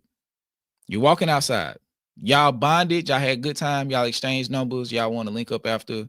Y'all have like kind of developed this like very small pseudo type friendship through this enjoyment of this parasocial enjoyment of a larger figure, a public figure. You go outside, this person gets approached by the police and starts to get berated and assaulted by the police. What is the first thought you have? What is the first thought you have?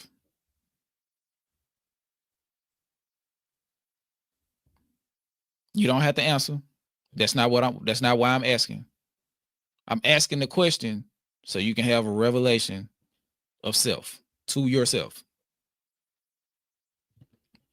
And this is to my black people too, but like I want that question to be a part of how you heal a potentially broken part of yourself today and move forward. You feel what I'm saying? So it's very important to have this type of conversation, because in that moment, if you have a prejudice, it will come out. It will come out. That's all. That's all. That's the only reason I asked the question. You ain't even got to answer it.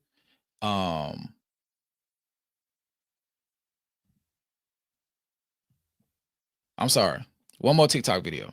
I'm sorry. This one was really good. It's the longest one. It's like 4 minutes. And I'm gonna play this. I'll be right back.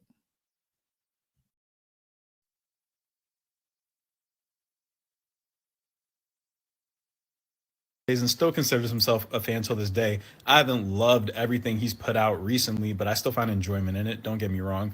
One thing I always hated about Tyler was the fact that he is a pick me, and he's a pick me in the way of like, I'm not like those other black guys. You know what I'm saying? Like, I'm not like those other girls, but for black men. That's been Tyler the Creator's shtick for a very long time, and I always hated it. And the reason I always hated this trait about Tyler the Creator isn't because he wasn't being authentic in his interests or like his expression of himself, right? He's into the things that he's into, and he's always been loud and proud about it. But the issue comes with how pretentious he is about it, because he bigs up the things he's into while actively putting down the more, let's call it, stereotypical things that black boys in America like. For example, basketball. There's a Hot 97 interview where he goes on a rant because I think Rosenberg asked him if he ever hoops, and he was like, oh, because I'm tall and I'm black, I have to know how to hoop, or I have to want to hoop. Like, niggas could aspire to be more than just athletes, you know what I'm saying? Like, we could be artists and shit. And it's like, bro, calm down. You're 6'5". Of course niggas gonna ask you if you hoop. Like, that's just, most black kids in America hoop, especially the fucking tall ones. It's a normal question. You need to relax. And despite the fact that he still is extremely pretentious, annoyingly so, I might say, I think one of the moments in his life that really sobered him up to the reality that no, black men can actually be both, and maybe I shouldn't be such an alienating jackass about it, right, is the first time he met Denzel Washington. Because there's another Hot 97 interview, the one where he's wearing the rainbow golf Wayne Cross t-shirt, and Vince Staples comes in the interview later talking about Ray J. He talks about his first time meeting Denzel Washington, right? And how he was so starstruck, and he just wanted to go up to him and tell him how much of an inspiration he was, and, you know what I'm saying, talk about artistic shit, right? And Denzel Washington, one, didn't know who he was, and two, just wanted to talk about the Lakers. And that had to shatter his entire worldview, right? This artistic genius, Denzel Washington is an artistic genius, right? Who he heralds, he looks up to, right? He's inspired by, actually turned out to just be one of the regular niggas that he was distancing himself from his entire career up to that point. And that's the irony in all that posturing he did, because he was hoping to cultivate a fan base that he thought would be like him, right?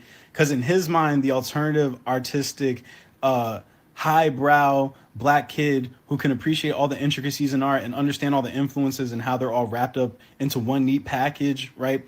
They don't like all the normie shit because that's him, right? But in reality, those alternative black kids are very much way more like Denzel Washington. They just so happen to be artistic and good at it, and open and going for it. But they also still fuck with the black normie shit. They also care about whether the Lakers won or lost that night. You know what I'm saying? And as a result of him alienating those people who still fuck with the black normie shit, on top of the misogynoir in his music back in the day, but we're not going to touch on that today, he cultivated a fan base of non-black, mostly white kids who fuck with him because of his edginess and the fact that he's saying he's not like the rest of us. Right? Like, that's the irony of it all. You're just reaping what you sowed, brother.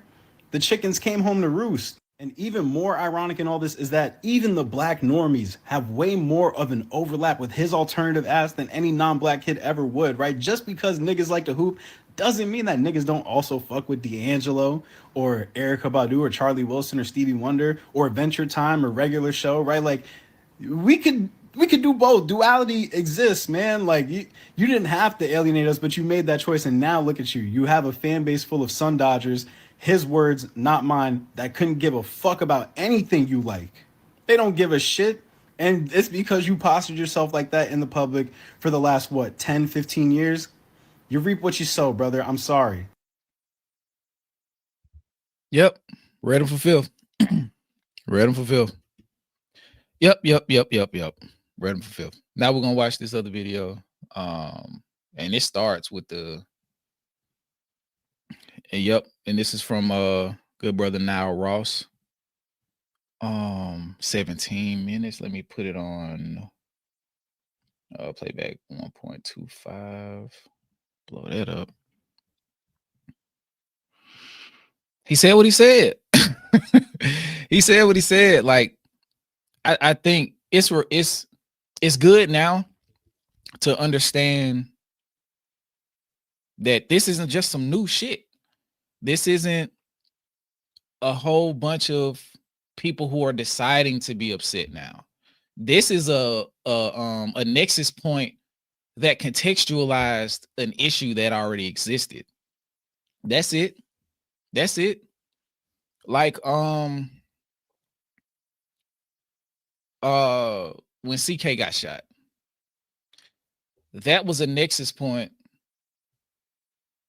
that revealed to me and a lot of other people about the whole Groyper versus standard Republican deep internet interwar that's going on in the right wing, in the pipeline that's leading kids from as early as 6 into as early as 5 at 4 in down that pipeline. I was searching for Pete the Cat on YouTube Kids yesterday. Tell me why the search engine propagated Pete Hegseth. You feel what I'm saying? And then up under that, Charlie Kirk Memorial Service came up.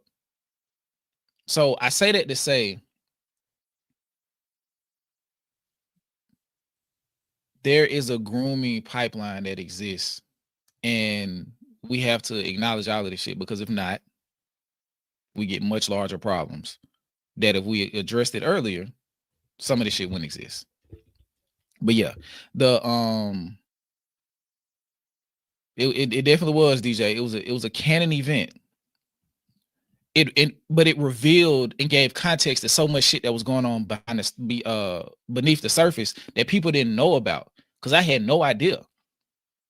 And then that led me down the rabbit hole of how it connects to a term that was introduced into the lexicon 2 years ago, and how all of it was a dog whistle. The whole Roman Empire shit. Like when they was asking, like, what is your Roman Empire? And then you find out that for a lot of people, their Roman Empire was the actual Roman Empire. And it's made it so far that they're at Charlie Kirk's memorial service idolizing ancient Greece and Rome. Like, so you see what I'm saying? Like, we have to address and get context, because if not, you look up and it's like, damn, like this shit is so deep. And now it's gotten away from us. And now we got to have a fight for our life, and potentially have the type of fight that our generation may not see the end of. Because so much shit happened that we didn't address, and bring to the surface that by the time it erupted onto the surface, it was so much of a problem and so widespread that there was intra turmoil in that group. If it get to the point where the Confederacy is at war with itself, the Confederacy existed for so long that dissension was even able to be created inside of it, especially with it not being COINTELPRO like they did with the Panthers and civil rights movement and all this other shit. But that's a whole nother story. But yeah, what my boy DJ say, he said, yeah, Skip, y'all fucked me up with that stream, the whole Roman Empire shit. Yeah, because a lot of that shit I was learning too is like, especially like when we found out about when we put together the plan that Linda McMahon had, especially now, what she's saying about the shutdown proved that the Department of Education shouldn't exist. And then you go back and look into a little research in what she was a part of pre being appointed as the I guess the secretary of the department, or being over the Department of Education. It all makes sense. It all makes sense, and it's all fucking connected. But if we don't do the work to get the context, we never find out. I never said it ended, Furby. I never said it ended. Even if the FBI did or CIA said it ended, that means that it's not above the surface. But let's watch this video. Oh, my bad. Let me pull it up first. Duh. Here I go. Put me down here. Put me down. Put me down. And like are pretty bored. Do you use the N-word? Yes. Now, that's an offensive word To some people, to many people. And in what terms do you use it? I don't know, man. See, like, people have to understand I grew up in a different time. So where Explain that it. word is just a word. It has no effect, but it is a double standard because there's certain people who will get offended if someone who doesn't have the skin tone of me says it, like, which is really weird, you know? Like, then they're keeping the original meaning of that a lot. I don't know how to explain it. Well, if a white person says Yeah, like if a white person says it, isn't it derogatory? like it's derogatory because your skin isn't the same color as mine. But why when it's just weird that a lot of people still get, you know, Upset. with that. And it's like, I don't know, I think you give certain words power. Are you saying it's just a word? Yeah, like if you choose Is to there be, any word you that- could call me and I would not give a Is there any word that would bother you? Would the word boy bother you? If someone said, hey, boy, not at all. wouldn't bother you? No word would bother you? No. So anybody could call you anything? Yeah, I wouldn't care. All right, that's good for you. What's good, everybody? It's Ross. I'm here with another video, and I'm on full dad mode. I got the little one here. Hey. Knocked out, and we're gonna do this video. We're gonna knock out this video about Tyler the Creator, and my title is probably gonna say Tyler the Creator deserves every single thing that's happening to him right now, and more. He needs more. There needs to be more. I just shared a clip, and it writes for itself. You know, it writes for itself with Tyler the Creator's words, and Exactly. Called us ignorant for standing on business. Exactly. Shout out to Now. This will be my first time seeing any of his content as well. He really does remind me of internet trolls until they were in their 20s that started to grow up. And even in the like vice versa, like a lot of people who like consume hip hop as kids because they just like the entertainment of it, and then in their 20s and 30s become hyper conservative and say hip hop shouldn't exist. Like it's just wild. now Because the true identity eventually comes out, or the identity that you want to cling on to comes out, and it oftentimes is a shift from how you grew up. But hold on real quick. just shared a clip, and it writes for itself. You know, it writes for itself with Tyler the Creator's words, and now upset about the fan base that he's created, knowing that he has an interview with Larry King to millions of people saying this, and pretty much giving people the opportunity to just gaslight black people who get offended by being called the N-word or having it around us and not having any respect for yourself. And that's what Tyler the Creator represents. Then I don't know what kind of change happened to him from then and now to have self-respect, but at that time, that is not a self-respecting black American person right there. Anyway, let's go ahead and get this video started for real.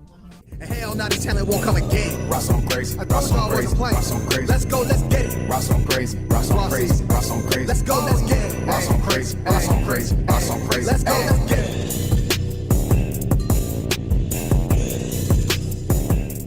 First of all, I just want to just thank all my supporters, all my future supporters, everyone who is subscribed, who is going to subscribe and like right now. Please do that and, you know, show some love, leave a comment. I don't know how that hype thing works. I came late to that, but if you see it, make sure you hype it up. And yeah, let's get this going. Appreciate y'all. Tyler the Creator is facing like it's an interesting kind of thing because I feel like it's a controversy that's kind of getting flipped on its head because it started off with him, you know, paying homage to, you know, D'Angelo, you know, rest in peace to D'Angelo, and just showing love and just his appreciation for D'Angelo. And his fans were just like, yo, I don't care. And he's like, what? Why? I'm just going to give context here. I'm going to read this tweet. I'm going to probably read tweets throughout this. But anyway, a tweet by Chilling with Moni. Shout out to Moni. Didn't I tell y'all Moni was famous? Moni, I don't know if you're still in here, but I told you he was famous. Like, Moni, you're famous, ma'am. You're fucking famous. That's all I wanted to say. Dope as hell. If I'm listening, if I'm trying to catch up with what's happening, I just go to her page. Really, you know, she's really good at all that kind of stuff. So shout out to her. But anyway, her tweet says, Tyler the Creator has been frustrated with his fan base for a long time, and it shows. You can see the effort he puts into trying to educate them about black music and its roots, but it's clear the message isn't landing. The D'Angelo post seemed to be his breaking point. And you know, I get frustration, but everyone is pointing out, how do you complain about a fan base being anti-black when you literally helped create that? That was your whole aesthetic coming up. You know, then I see some tweets saying Tyler the Creator is a male Doja Cat, except with less talent, which I think was a bit of a dig. A bit. That was like a crazy ass dig to call him less talented. Tyler the Creator is definitely talented. Doja Cat is also talented, but Doja Cat I think is literally like, I think she's evil. Like, I literally think that, and I think that she's definitely a white supremacist. But hold on. Where's the lie? Here's your favorite. You're not. Hold on. Here's your Nazi favorite wearing a Nazi shirt. You effing Nazi lover. Okay.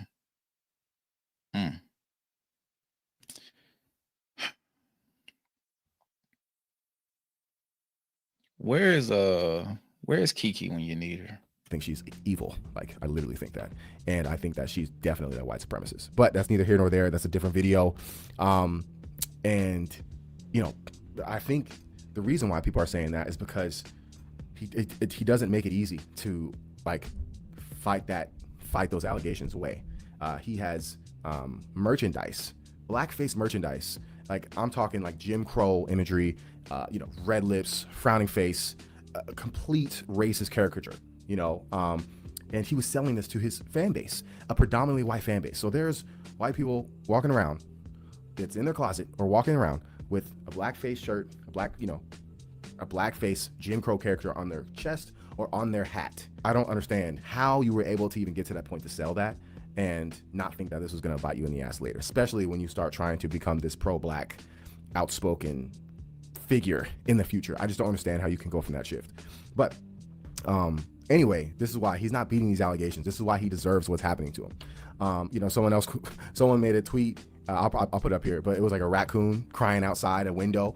And the tweet was like, Tyler profited off of anti-blackness, and now he's upset about the audience that resulted from it. That's the irony. Like, people are pointing that out, that, bro, you profited off of anti-blackness. That's a fact. This is what I think needs to happen. Tyler the Creator needs to do like real house cleaning, housekeeping, internally and externally, 100%. He needs to say it straight up. Yo, I did some weak ass shit. I'm not even gonna lie. Like, I was scrolling through something and I made some choices I'm not proud of. He needs to go through that whole lane. He needs to go on an apology tour. I'm being so dead ass right now. Like, he needs to do it. Now, is he gonna do it? Probably not. I just don't see it. I just don't see it in him. He'll probably just shit on his white fan. See, it's not just me, fellas and ladies and gentlemen. Like, to the people who feel like it should just be ignored. No. It has to happen. He got to do something. And I think chastising his white fan base is not going to be sufficient. It's not going to be sufficient because they just gonna hate mob you. Like, you have to make amends with your growing black fan base.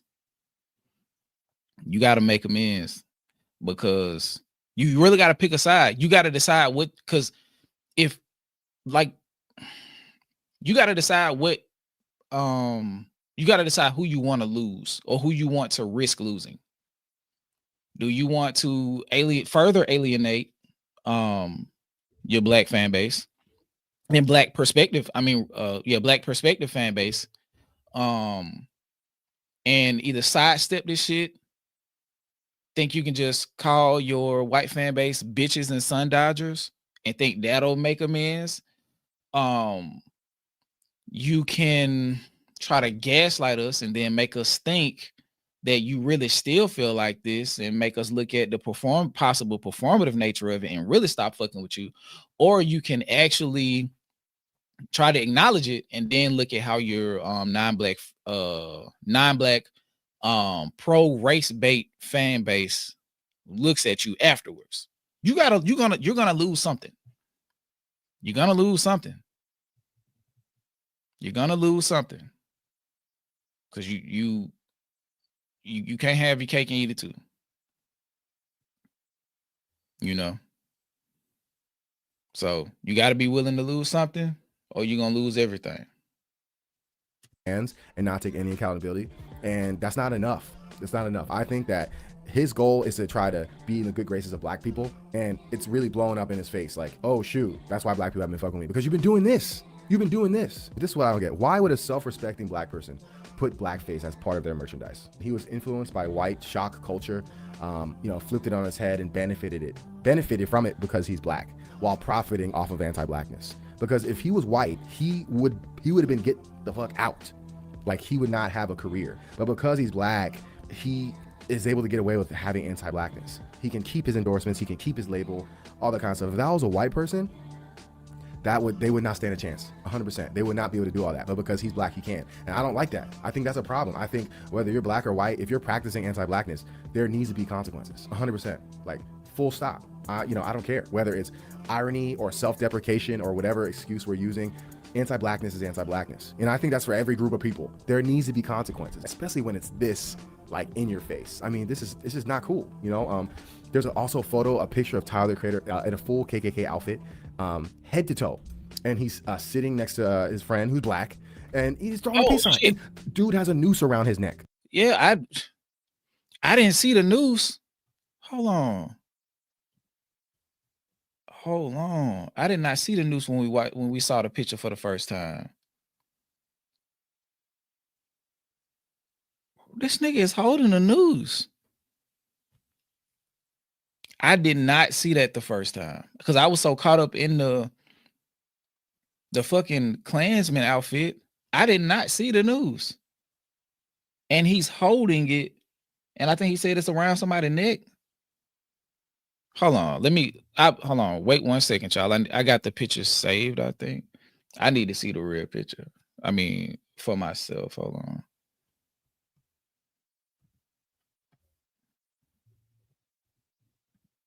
Give me 1 second. I ain't gonna pull it up on here because I need to. I want to keep that up.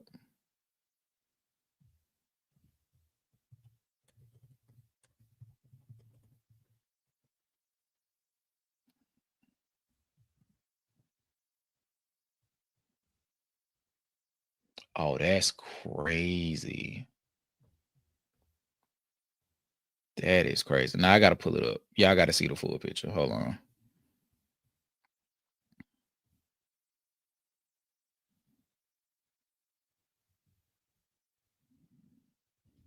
Let me see if I can say this real quick.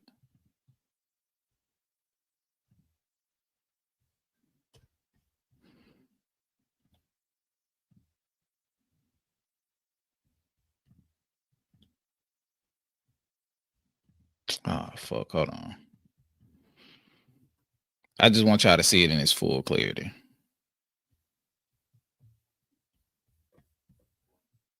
We gotta look at it.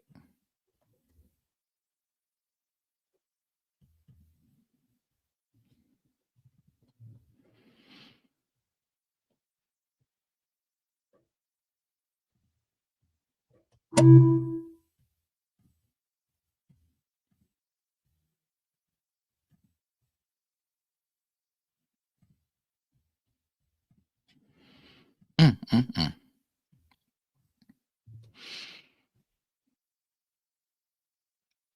You can see it in much greater detail now.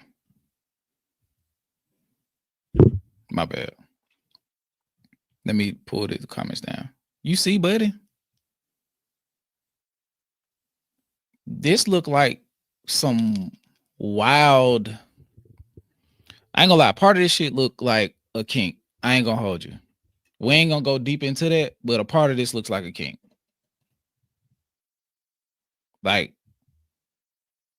and I think his attraction to primarily like self-admitted, like non-black men. Yeah. And then the dude that was trying to get him, Jared Carmichael, is into like race play and shit. Like there's a weird triangulation taking place here. There's a weird triangulation taking place here.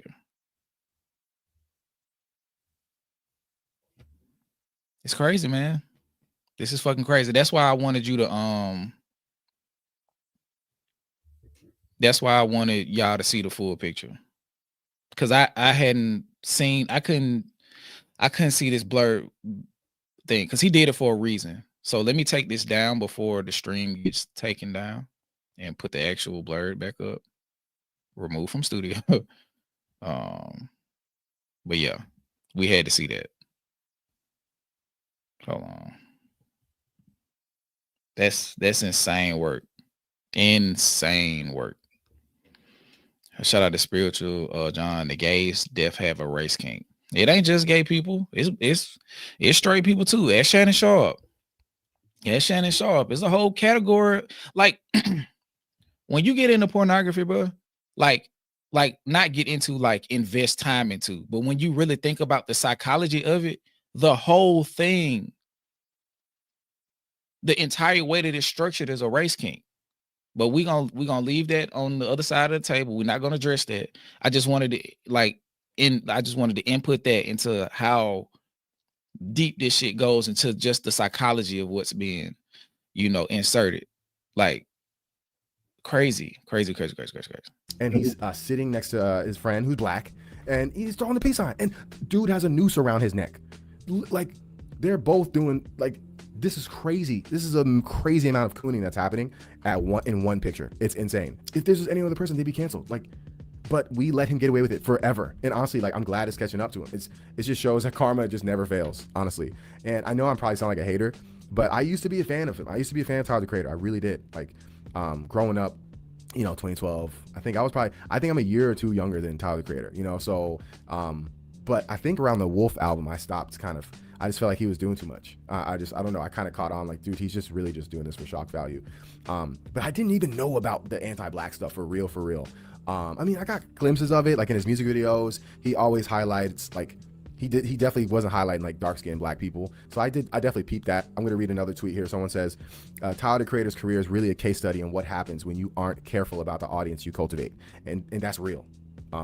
He spent years being edgy in a way that attracted a certain type of fan, people who like the anti-establishment vibe, or who like shock value, and people who aren't necessarily coming from a place of respecting black culture, just straight up.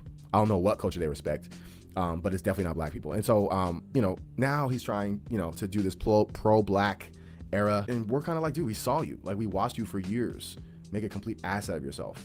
And we watched you profit off of this. You don't get to just flip the script and act surprised that the audience you built is like this. Like, no, you don't get to do that. You don't get to do that. So, and someone said something about Childish Gambino. It's the same thing with Childish Gambino. Like, both of these artists built their brands on being too black for white kids, too white for black people.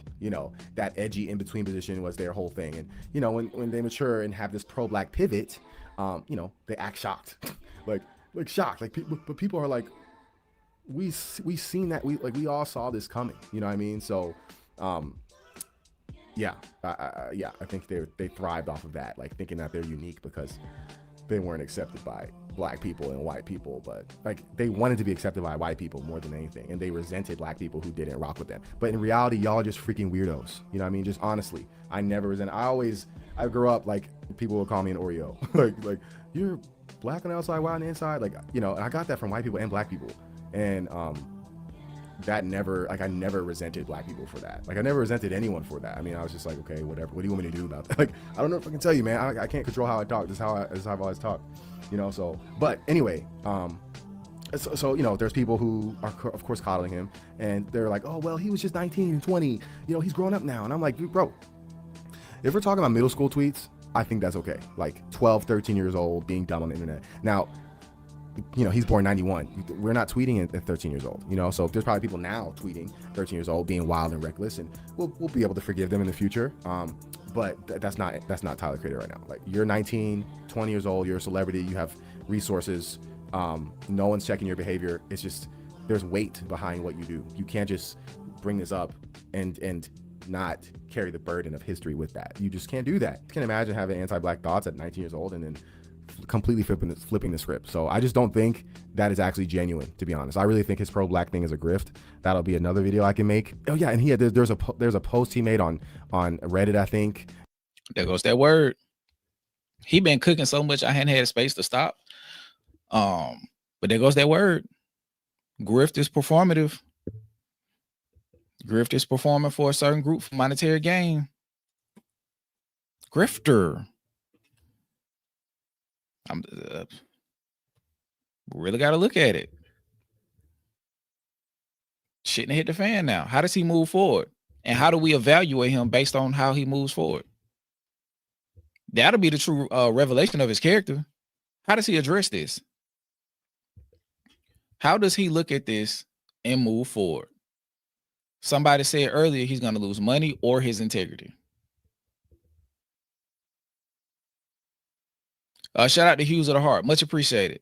Much appreciated. Thank you so much. But yeah, how is he going to handle this? And oh yeah, shout out to my good brother 72 Paths.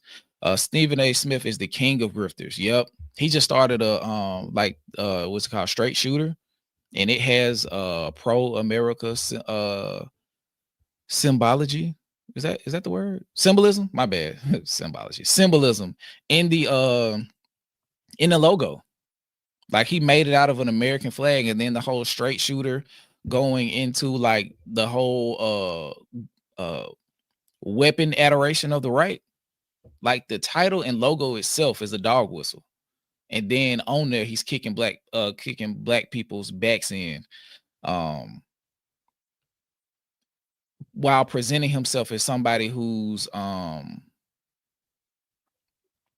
pro-black. So he feels like he's the person who should be holding them accountable. But when it's time to address anybody that's not black, you tuck your tail like a little bitch. You tuck your tail like a little bitch. Like when Serena husband came on and G-checked him, he started stuttering and shit. Blah, blah, blah, blah, blah, blah. But when you, like, you speaking with your full chest when talking about Jasmine Crockett, or when talking about sports figures who happen to be black and all of their iniquities and missteps and all of this shit.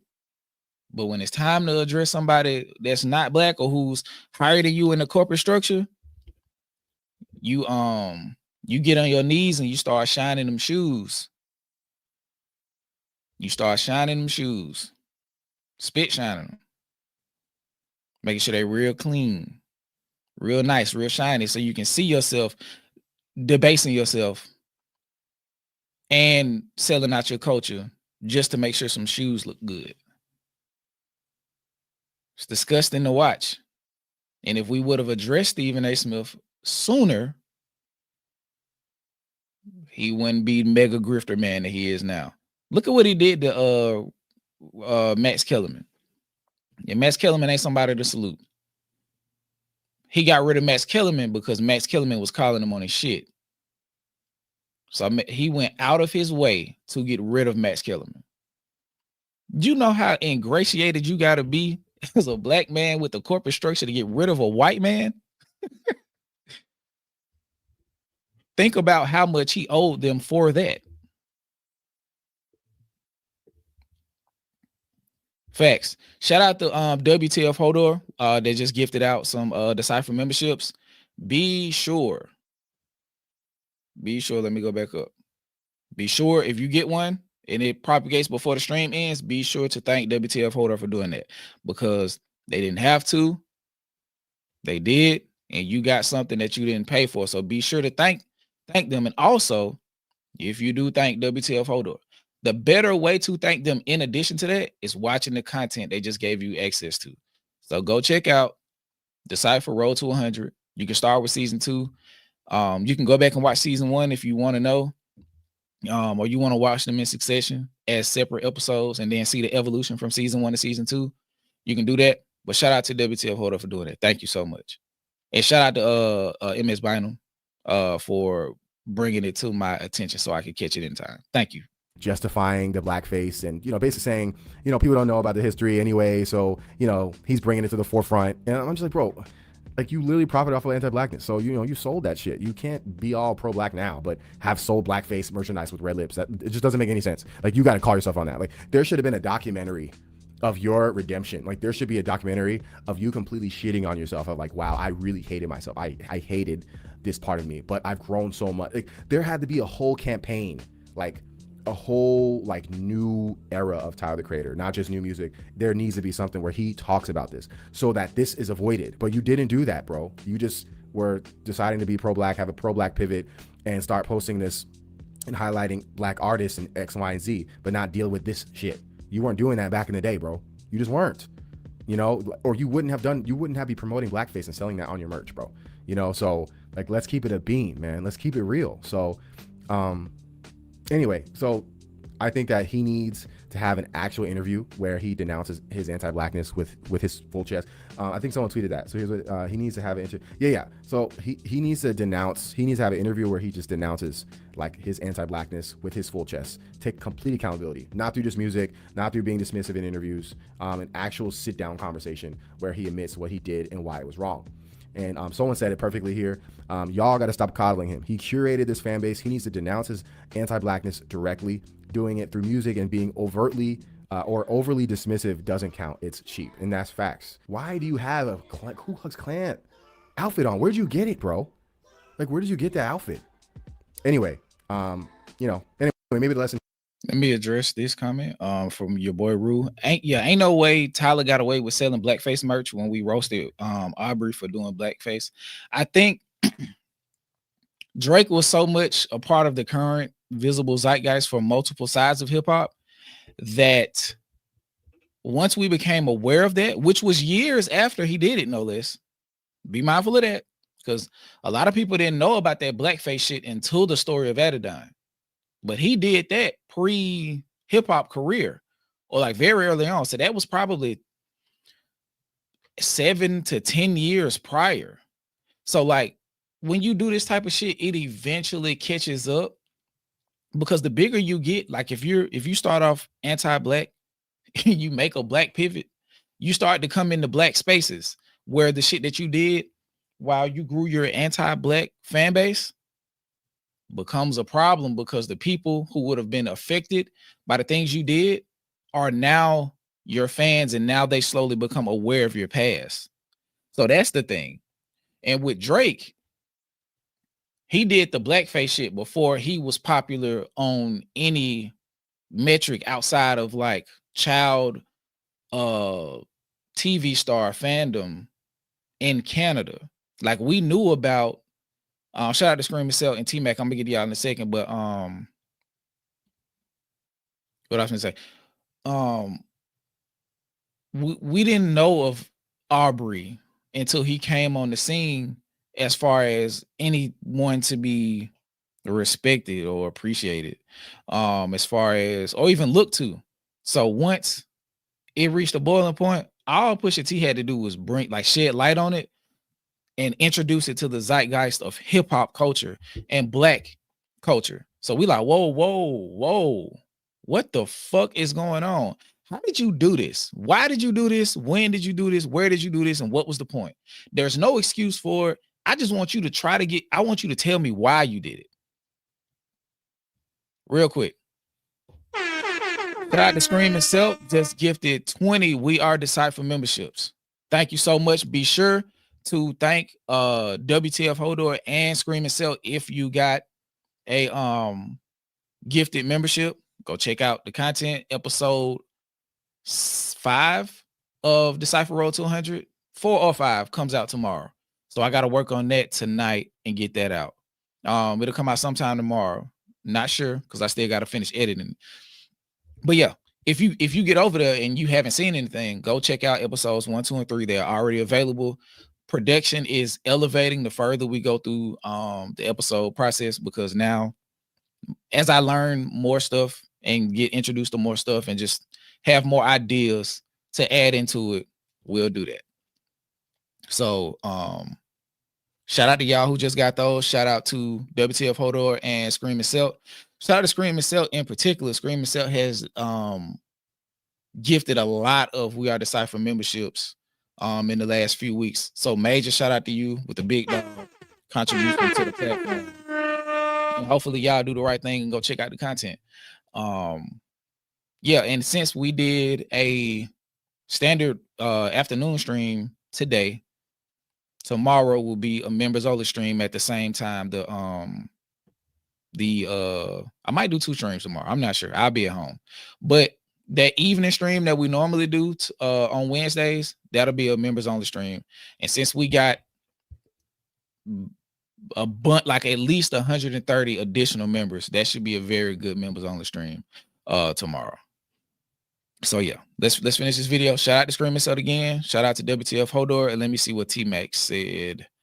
Shout out to T-Max said, hey, skip chat mods. I hope Tyler has a Mr. Morale moment and owns what he did. If there is accountability, if he says he felt rejected by Black folk hip hop culture and he was trolling and has grown. Exactly. That's why I was like, is it really Mr. Morale? Was Chromacopia actually Mr. Morale? And me and Ozu, shout out to my brother Ozu, had this conversation. Yeah, I don't know if it was. Like, Kendrick unearthed some deep, long-standing trauma in Mr. Morale. We didn't necessarily get that.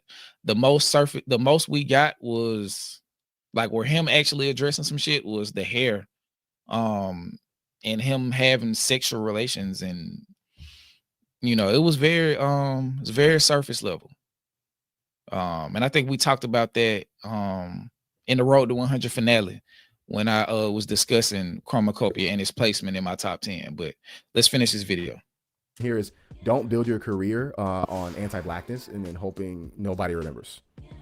Because we do. We remember, we won't forget, and we won't ever let you forget, bro. Like, you're gonna have to go on an apology tour. Like, I'm so serious. Like, you are gonna have to politically engage and advocate for reparations like every day of your life. I'm just being so serious right now. Another key word, reparations. That's if you want to get back in the good graces of Black people.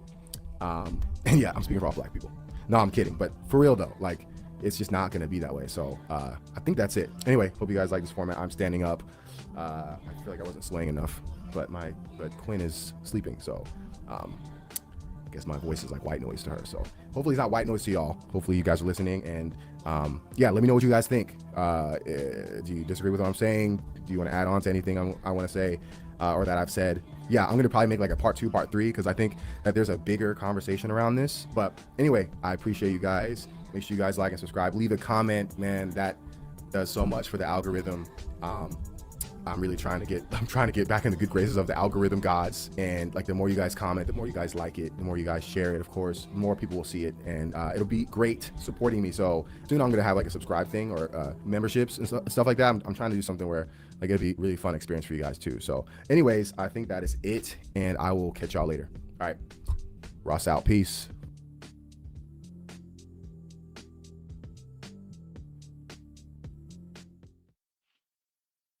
Okay. As y'all can see, I watch boxing. Shout out to Devin Haney. Hopefully he wins his upcoming fight against Brian Norman Jr. He needs that. I don't think we need to go through his tweets. Hold on.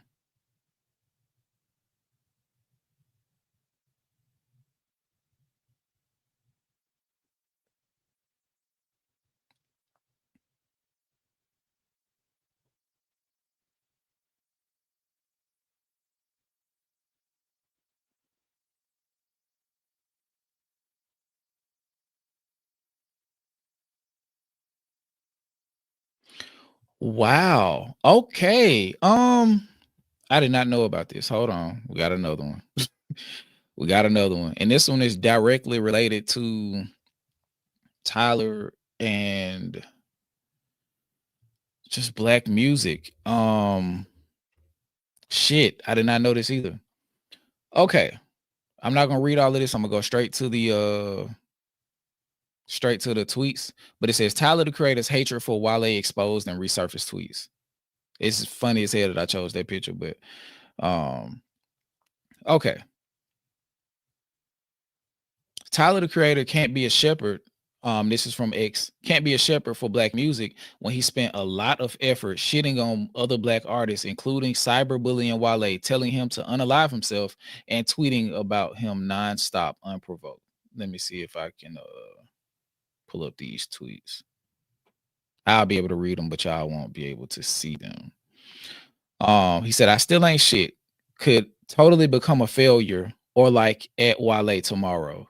Gotta stay focused and brainwash more people.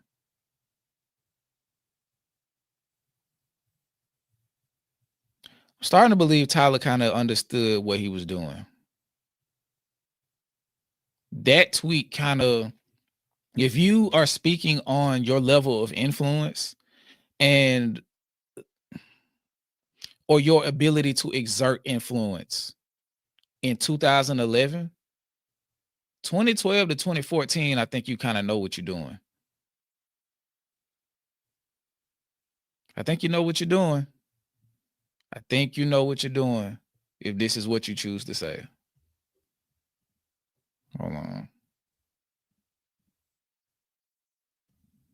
Let me pull it up so y'all can see.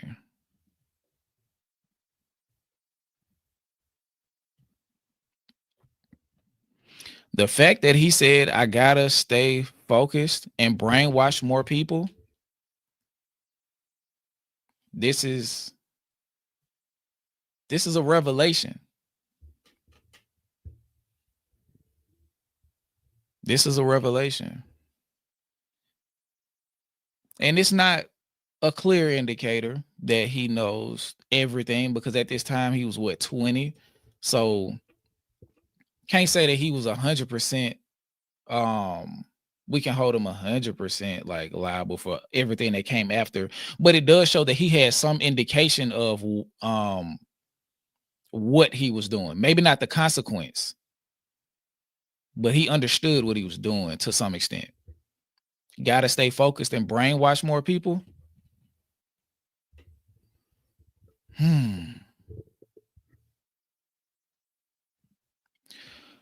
Shout out to D Perry. You know what? Why are we even assuming that Tyler's changed? We had this discussion early on in the stream. I don't think there's a clear indication he has.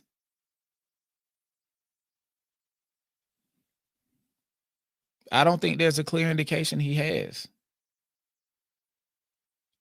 That's why I'm saying what he does next is going to be very important. It's going to be very, very important, because that is going to tell us who you are for real. What are you willing to lose? But fuck, I really hate Wale. So the fact that he's right before us on that list, makes me really bitchy and mad. Like this. Mad in all caps. There's a third one. And this was previous to the other one. Fuck, I hate Wale. Shit. What was the problem with Wale? Was it just because bro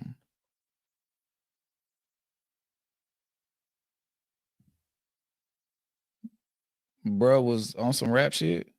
Let me see if there's anything. Okay.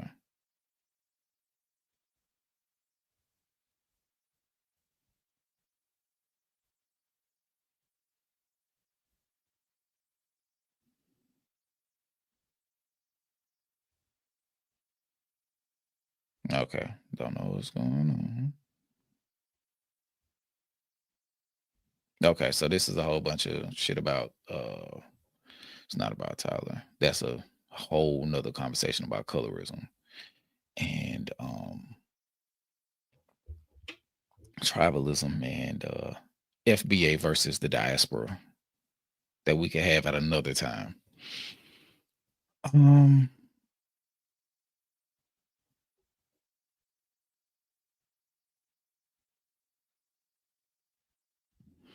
Shout out to Regal Love. Although the chat and air quotes demo was wild back then, and not my demo, I still feel that Tyler went too far with the anti-black agenda, especially toward black women for no reason. He went too far. However you want to play, like however you want to try to whatever box you want to put this in as far as compartmentalization. He went way like too far is a mischaracterization. Like, Buddy was selling like blackface eating watermelon merch, talking about raping black women like in music videos and shit, like I mean in songs, and like he went way too far. Like this was his entire character. It wasn't like, oh, I had an outburst and I did it one time, or like had a rant at one particular point in time, and like no, this was his entire marketing and branding strategy. Apps is gonna fucking lose it. Apps is gonna fucking lose it. Hold on, let me I ain't got her number. This would be a great time to have it though. So I could reach her directly. But hey, you seeing this, bro? What do you think? She ain't gonna get the email for a while. Look at Adam Silver trying to get me to get NBA the NBA app again. We're not doing it. Shout out to your boy Rue. I believe his estranged father is Nigerian. I think so too, but he was raised by his American mother, so culturally he was raised American. Yeah, and he had a level of distaste for his father per his earlier music that came to my attention as people addressed it, so I haven't heard it. But yeah, they say he really hated his pops. Oh yeah. I know you was giving context. I wouldn't stepping on your point. But yeah, bro was wilding. Like the picture, like if he just did the picture in the KKK holding a noose around Buddy Nick, if he just did that, that's worse than everything Drake did pre-lawsuit. No. Everything he did probably no, not pre-lawsuit. Young relationship hunting. Everything Drake did pre-relationship hunting, pre-young relationship hunting, Tyler's one picture is worse than all of that. Now, him and Drake kind of having the Coon Olympics. Like Tyler's past and Drake's present and future in conjunction with some of the stuff from his past. This is disgusting work. That's why I said pre-young relationship hunting. Drake is a pariah now. And depending on how Tyler handles this, he will be one as well. But I think he's smart enough to understand that he can't go full Kanye.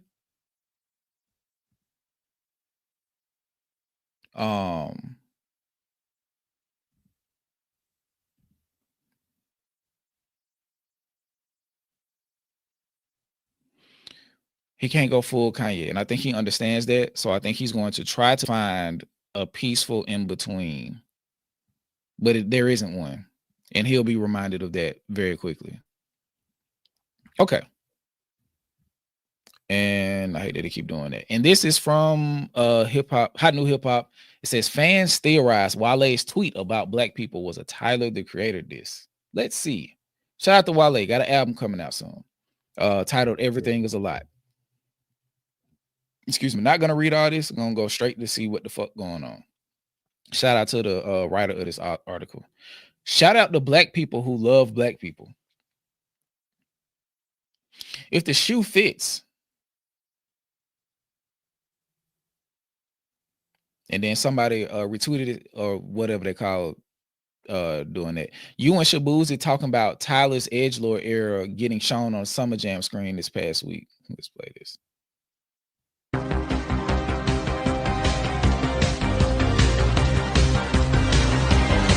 Okay. Wale watching the net deep fry Tyler. Again, okay, so we already read that. Oh, no. Hold on. And this is from somebody on X. Again, Tyler had an issue with Wale because Tyler had an issue with his own Nigerian identity. Wale was living his Nigerian heritage out loud when they debuted at the same time. A deeper, darker link. A deeper, darker link. Oh, my bad. Hold on. So Ozu said, how do we feel about Dave Chappelle doing it? I gotta rewatch and see the context that he did it in. Because he did whiteface many times, actually. He did the white Klansman shit, and he did I think he was like a white newscaster or some shit. So I think the context is everything. But I do know for a fact that Dave Chappelle was like, no, he was a black Klansman. That was a blind black Klansman that didn't know he was black, and once he found out he was black, he stopped fucking with everybody and his wife because he said she was an N-word lover. So context will be important. Context will definitely be important, but I think that is something to review. That definitely will be something to review and address and decide what we want to do with it. Cause to the black Klansman.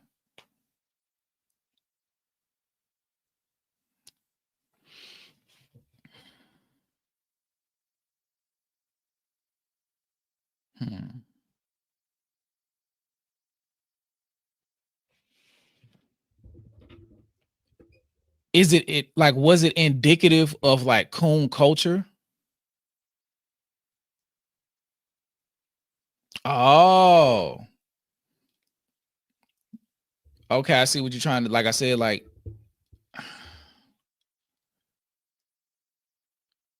was Tyler shit initially presented as such?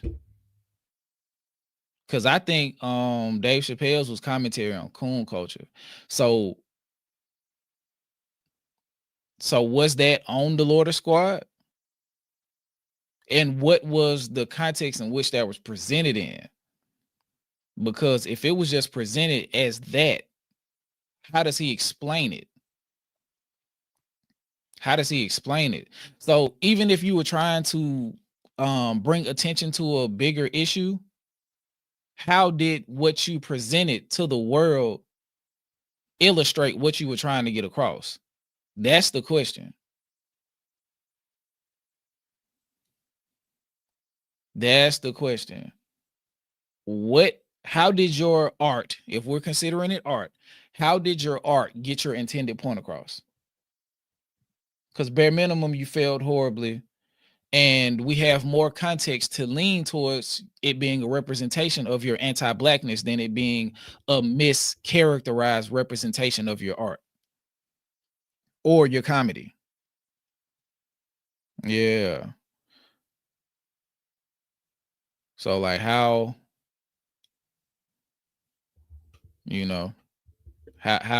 did the shot you take, how did it land? And can you expect us to take from it what you intended? Did you leave enough for us to do that? Or is it more in congruence with the shit we've been talking about all stream? So if he can't provide suitable context, not going for it. Not going for it. Cause we have more context to the contrary. You definitely are, my good friend. You definitely are. Somebody said, dog, Tyler was tweeting about Wale like that one dude who hates his granny. Okay. Moni again. Shout out to Moni, man. Shout out to the cousin on made it all the way to a hip-hop publication. Shout out to Moni. She said Wale is getting his lick back versus Tyler. All these years later is fucking hilarious. This is funny when you remember Tyler had a one-sided beef with Wale. And he ain't even have to say much in response. Bro, they've been cooking Tyler recently. Like it's like 6 articles. I got rid of some of them because I felt like some of them were unnecessary, like kind of redundant. Okay. Okay. What time is it? It is 4:16. I got about 15, 20 minutes. I go pick my son up. Oh, my bad.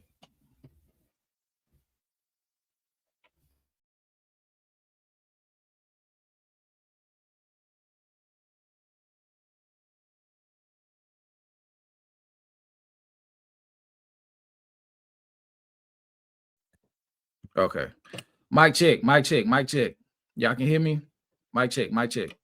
I hit the button and knocked the mic off.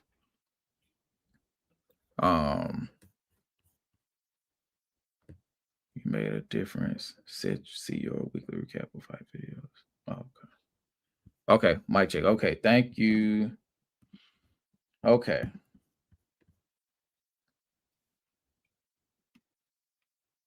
Okay. Ah! You can hear that? Huh? You can hear that? You can hear that wet like wash? Ah!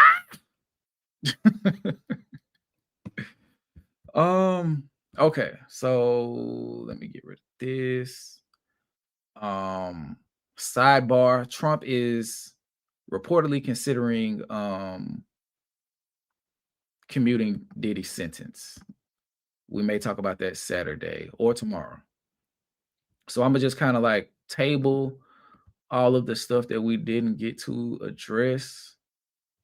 Because we got to talk about the NICKI shit. NICKI versus Gucci and his wife. Cardi B, NBA YoungBoy. The Maple Leafs, not the Maple Leafs, my wrong Toronto team. The Blue Jays versus the Dodgers in the World Series.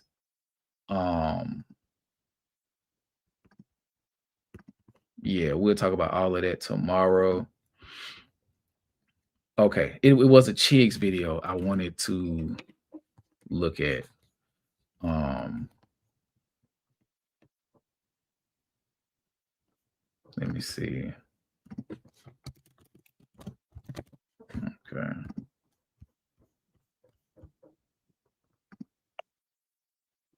Oh, it's the same video. We'll watch Moni's video. We'll watch Moni's video instead. They talk about the same. Okay. So we're gonna support our famous cousin instead. I don't know Chigs. I fucks with Moni.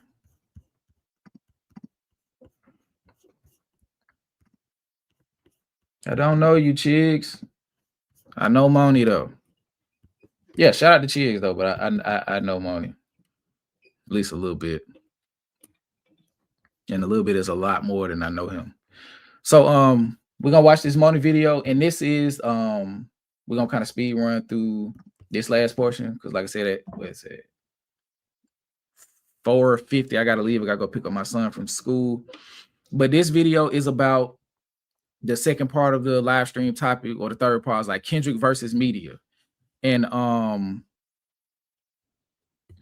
the reason I say that is because now, and it's been circulating for a while, but even now, like I think after Kendrick won, quote unquote, and he started to have his victory lap, there was a lot of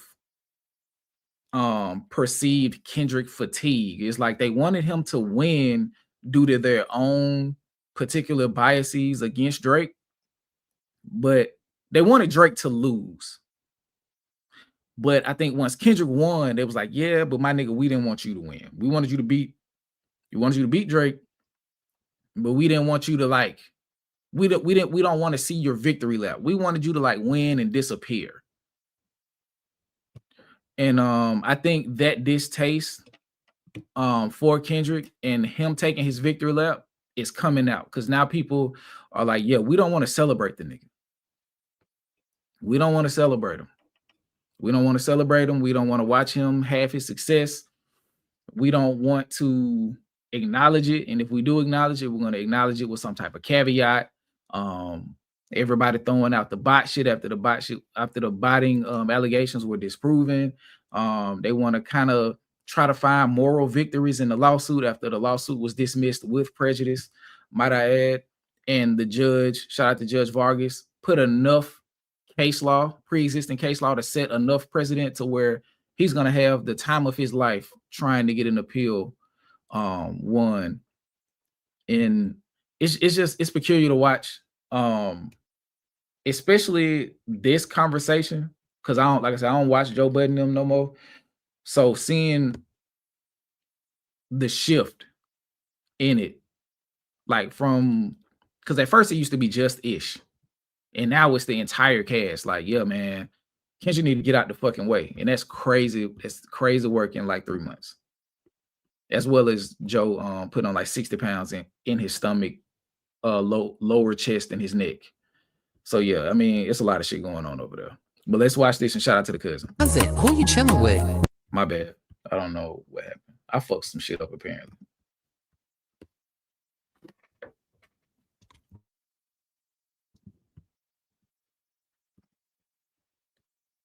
I'm chilling with Moni. Hey cousins, welcome back to the crib. Your favorite cousin Moni here. Today we are getting into something that's been floating around as we head into the 2026 Grammys. As you know, we've discussed the Grammys on the channel a couple of times, most recently for your considerations. We went over those, and on November 7th, the nominations will be out. But I wanted to talk about this new wave of media calling Kendrick Lamar a Grammy darling heading into the nominations being announced. We are going to unpack where that label comes from, why it's very misleading, and how it's being used to quietly downplay one of the most consistent and deserving artists of our generation. So do me a favor and smash that like button and subscribe to the channel if you are here for the first time to become a part of the family. Now let's get into it. So when the media calls someone a Grammy darling, it's their way of saying the Academy loves them no matter what they drop. They can drop a dud and it'll still get recognized, likely winning, right? But that tone kind of changes depending on who they are talking about. When there's a Taylor Swift and Adele, who I love, or a Billie Eilish, when they sweep categories, the story becomes about artistry and legacy. But when Kendrick wins, all of a sudden it's favoritism and predictability. Where's that coming from? Like he's supposed to be some type of pet project for the Academy instead of a generational artist. So I just want everyone to think about that and be real for a second. If you are calling someone a Grammy darling, you're low-key saying they don't deserve it. That is political. It's not their talent that's winning these awards. It's a coded way to undermine excellence when it's coming from a Black artist who's done everything right. And when you see hip-hop media regurgitating those sentiments that other white outlets would do, we have a problem. We have a serious problem on our hand. So for those who believe Kendrick Lamar is truly a Grammy darling, I want you to consider this. If Kendrick was truly a Grammy darling, wouldn't he have won Album of the Year by now? I mean, he's been nominated multiple times in that specific category. Good Kid, Mad City, To Pimp a Butterfly, Damn, Mr. Morale, and The Big Steppers. All groundbreaking, culture-shifting albums that define their respective years. And yet, he's lost Album of the Year every single time. What he has won are mostly urban categories, the spaces the Academy uses to acknowledge Black talent or those who participate in hip-hop without letting them dominate the main stage, right? So let's not pretend the Grammys have always favored Kendrick Lamar, because it's not true. They've actually contained him, if you ask me. Like, they'll celebrate his art, as long as it stays in a box they built for him. They'll give him a rap category all day, but why can't he get the main categories? It wasn't until last year where he won a Song of the Year and a Record of the Year, and it was because there was no way you could deny that song after the year it had. Critically, the chart, and the fan reception, the cultural shift that Not Like Us was, you could not deny it. And to be honest, he's not alone in that. Consider how Beyonce sat in that same seat for years. She was also called a Grammy darling, even though for nearly 2 decades she never won in the main categories. Multiple times she was the clear winner, yet the award went to a Taylor Swift. Adele even said from the stage she wasn't deserving and that Beyonce should have won in place of her. Beck, like who the fuck is Beck? I know he has fans, but who the fuck is Beck? He won over Self-Titled, an album that stopped the world when it was released and literally changed how albums are released today. Then you have Harry Styles winning over Renaissance. Like, come on now. It wasn't until last year that Beyonce finally won an Album of the Year category, and it took it being in a country category. Mind you, the CMAs wouldn't even acknowledge her, but it took a country album for the Grammys to finally hand her that recognition. That's criminal. And now Kendrick sits in that same seat. He loses Best New Artist, a main category. He loses Rap Album of the Year to Macklemore, who apologized for winning because even he knew he shouldn't have been rewarded for Best Rap Album over Good Kid, Mad City. To Pimp a Butterfly was robbed for Album of the Year. Damn loses to Bruno Mars, I believe it was. Like, who is the Grammy darling here? Is the Grammy darling even in the room with us? Because last I checked, Kendrick is third all time in Grammy wins when it comes to rappers, with a real shot at overtaking both Jay-Z and Kanye. Yet I don't hear anybody calling them Grammy darlings. So why is that label suddenly applied to Kendrick? A clear greatest of all time artist, not just in rap, but across all genres. To me, it gives spite, it gives envy, it gives hate, and it gives jealousy. That's what it feels like. And the media knows exactly what it's doing. This Grammy darling framing isn't just random, it's strategic. I've seen Rolling Stone put up 2 articles within the last week or two, one in favor of Lady Gaga, one in favor of the Clips, and they're both downplaying Kendrick and GNX. This is strategic. It creates the perception that if Kendrick wins, it's not because GNX is that good, but it's because he's favored. It turns merit into manipulation. It also stirs up resentment. Fans of other artists start believing the system is rigged for Kendrick, when in reality, the system has historically worked against him. Like, it's a way of rewriting history in real time. Taking a man who's built an entire legacy on lyricism, storytelling, and artistic consistency and making it seem like he's coasting just off of his reputation. Meanwhile, these same outlets pushing this narrative are out here wishing for sympathy wins for other artists. I saw Joe Budden say Chance the Rapper should win Rap Album of the Year. He might not even get a nomination. So what are you talking about? And then you've got the Clips, damn near begging for a Grammy in every interview, looking into the cameras directly, auditioning for sympathy. Like, it's crazy. Pharrell. When I read that article with Pharrell, and he's talking about the Clips should win because their parents watched them make music grow up. I mean, God bless their soul. But every artist has a story, a come up, a family watching them chase a dream. You don't get points for nostalgia when we're talking about Best Album of the Year. And that's my point, because when people start framing awards around who deserves a moment instead of who made the best art, that's not journalism, that's not ethical. That's a spin. What are we doing? Y'all want awards based off of sympathy? I would expect the Clips of all people to never won a sympathy award. In just the past week alone, at least 3 different publications have thrown around that Grammy darling label.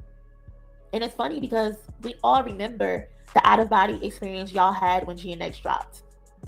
We got the footage of you jumping up and down and unable to contain your emotions when you heard GNX.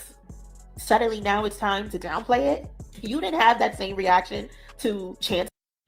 I'm starting to realize that a lot of this shit be fake. I'm not starting to. I've been realized it. But now, particularly on the Joe Budden podcast, all of that shit be like,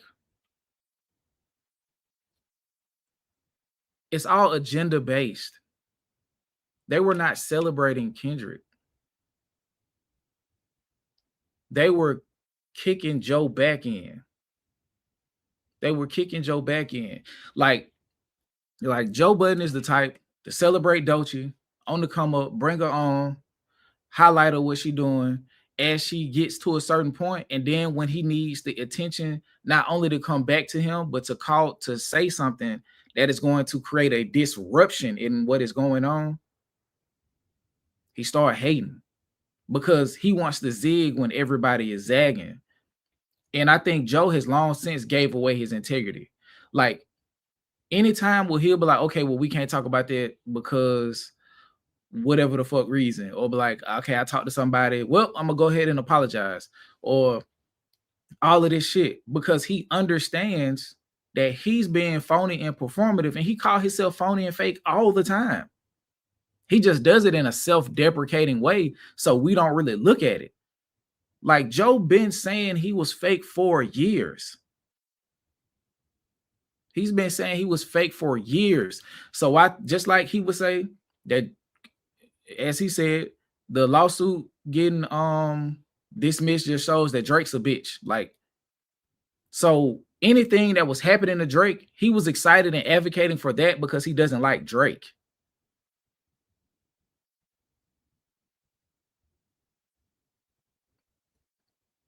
He doesn't like Drake. And that's probably because Drake don't fuck with him for something he did. They got some whole weird little shit going on. So I think he's trying to present himself two different ways. And I think it's just too easy right now to acknowledge what Kendrick is doing. You feel like you're gonna come across as a dick rider, when all you doing, if you're being honest, is telling your truth. And he don't feel like sometimes he can monetize his truth. So he monetizes a narrative. He tries to monetize a narrative, and he's become very successful at that. As we saw, the Patreon generates millions of dollars a month. I think he makes $20 million a year off Patreon. So he's gotten very successful at monetizing moments, monetizing narratives, and monetizing perspective, even if it's not his for real. And I think people have just come to the understanding that now Joe is a piece of shit. Or not a piece of shit, but full of shit. And a piece of shit as well, but for this point, he full of shit. He says whatever he needs to say in that moment. And with him putting it on the table as a caveat in the forefront, I'm a hater, I'm phony, I be lying sometimes. Like, if he does that, that just gives him the green light to do whatever he do. And people still, since his podcast is so big, they treat him as a person to go to.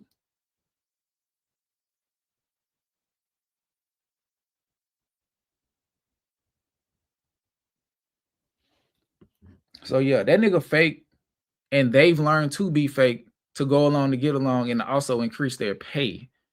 So like, for Imani, who's trying to get a spot on the pod, on the Wednesday pod, on the main pod, and not just be locked behind the paywall, he got to do some shit that's going to get traction. And here we go. The rapper, hip-hop media is currently doing a disservice to itself by refusing to properly cover what Kendrick Lamar is accomplishing right now. Like, he's literally dominating the charts, breaking records. He literally just headlined the Super Bowl that became the most watched in history. He's selling out stadiums, not arenas, stadiums. GNX, the album, was released in November of 2024, and it's still the best-selling rap album in 2025. Boom. We're not even counting the sales from 2024. We're counting the sales from 2025. And it's the best-selling rap album to this day. Boom. And he's done it. And also, the only rap album of 2025 to sell 2 million units. I meant to say that last pod, but I guess this is last pod, but I didn't get to. The only rap album of 2025 to move 2,000 units. All without leaning 2 million units, sorry. On pop-friendly hits or flooding his album with filler for streaming numbers. GNX is just 12 tracks, which is lean, it's intentional, and features mostly unknown artists besides SZA and Roddy Ricch, who we barely even recognize because his voice is layered with other artists. Like, that's very rare. That's pure. That's hip-hop at its most confident. Again, let's not forget the chart dominance. Every single track on GNX debuted on the Billboard Hot 100. The entire Money top not 5, I bad. believe number 6 was someone else, but the remaining was all Kendrick. The lead track, Swabble Up, debuted at number 1. The album set the record for the longest running number 1 on Billboard's top rap albums chart at 22 weeks. Like, that's not luck. That's not favoritism. That's people enjoying the album. That's domination built off of discipline, artistry, and a vision. Luther was number 1 for 13 weeks straight. What are we talking about? And despite all of this, no matter who you think deserves a Grammy, it's messy and it's unethical to target one artist and downplay their success in an effort to prop up another. It's messy. Let God Sort 'Em Out by The Clips is a classic album in its own right, and it would be an amazing win for them too. This year has been an amazing year for rap.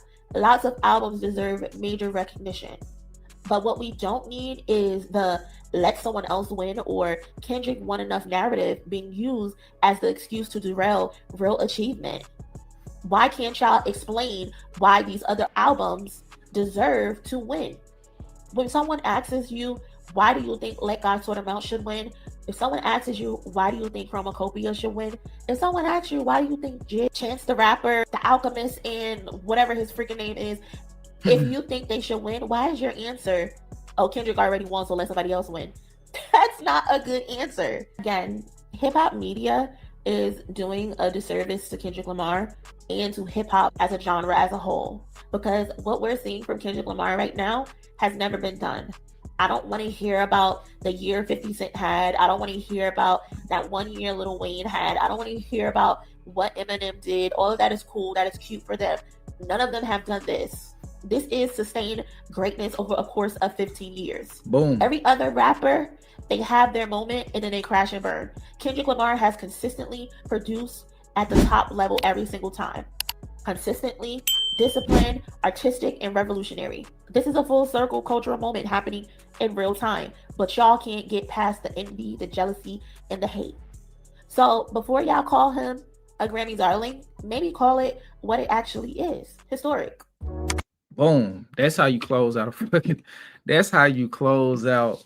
That's how you close out a piece of content. Great video from Moni.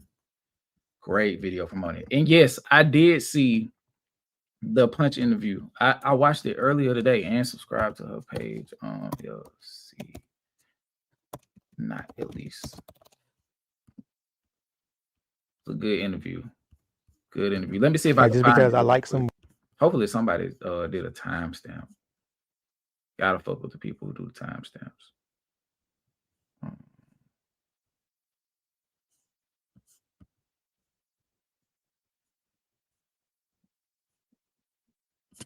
I know it's towards this back end, but hold on. Weeks where I didn't have no more songs to record, and we just there and there. At least. Yeah.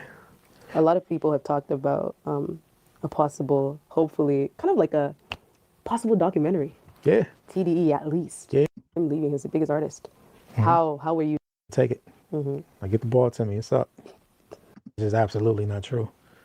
Like, it's beyond music lore and small rumors. It's like other things that the storytelling director. Mm.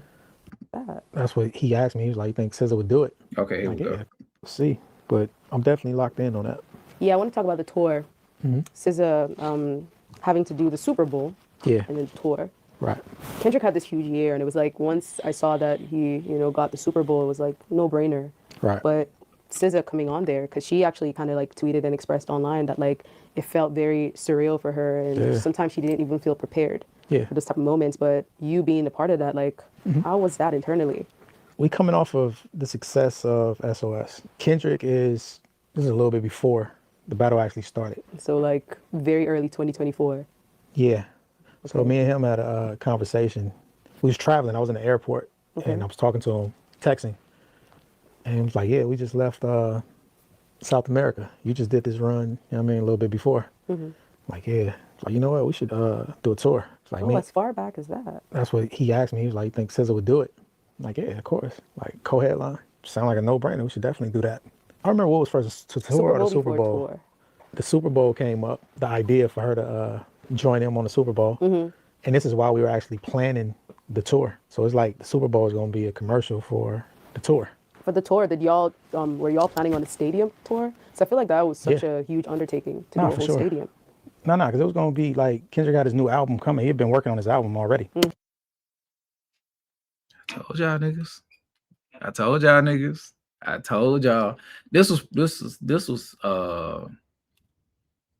granted it was conjecture. I didn't know. I did not know. But I told y'all. I told niggas.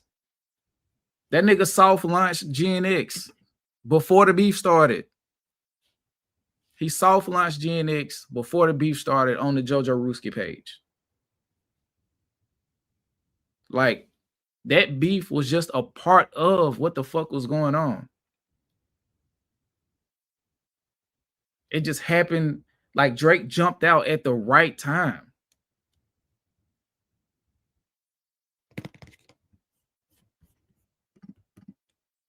Thank you. Thank you, Donnie Dixon. Backdoor Lil Joe. But yeah. So the plan was to do a stadium, you know what I mean? And he'll do the stadium if SZA did it with him. So that was the whole play. Okay. Super Bowl, then SZA movie. Oh yeah, the movies. You know what I mean? His album dropped, Luther. Then Her Deluxe come, 30 for 30. It's like all of these things are happening at the same time, just building out what that year ended up becoming. It seems like on the outside looking in, it just felt like y'all were like chess masters, just kind of like aligning everything. Of course. It just, the way everything played out, there's no way that there wasn't like meticulous planning. I was absolutely planning. Like, you can't do anything without planning.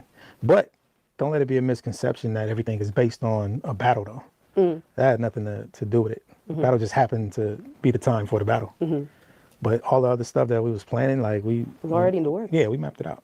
It was the final thing to shut everybody up on what TDE is in a relationship with Kendrick. Yes. You know what I'm saying? Yeah, I think it's just really cool how y'all have been able to, it's really inspiring. I feel like y'all are, say, 20 years in. Yeah. 20 years in. Yeah. And it's like there's this new stride.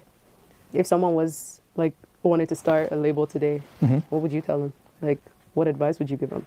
Just consider all things. Just think everything through. Weigh the options. Don't be quick to make decisions.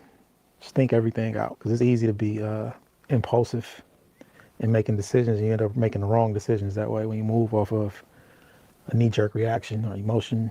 Like, slow down, think whatever it is all the way through. Then you still might make a bad decision, but it is. You're probably going to make a bad decision at some point. Either way. But it's like, do it with a sound mind. It's a lot. Like, it's a lot to running a record company. Yeah, each artist have their own ecosystem around them. It's a lot, man. A lot to juggle. It might look different than what it actually is to people who don't understand how much work it takes. Do you have a process that keeps you like grounded? Because I feel like I would go crazy just juggling the amount of things. Nah, because I'm in it. You know what I mean? I'm in it, and I've been in it. And I was studying music when I was a kid and didn't even know I was studying the music business. So it's just a part of who I am as a person.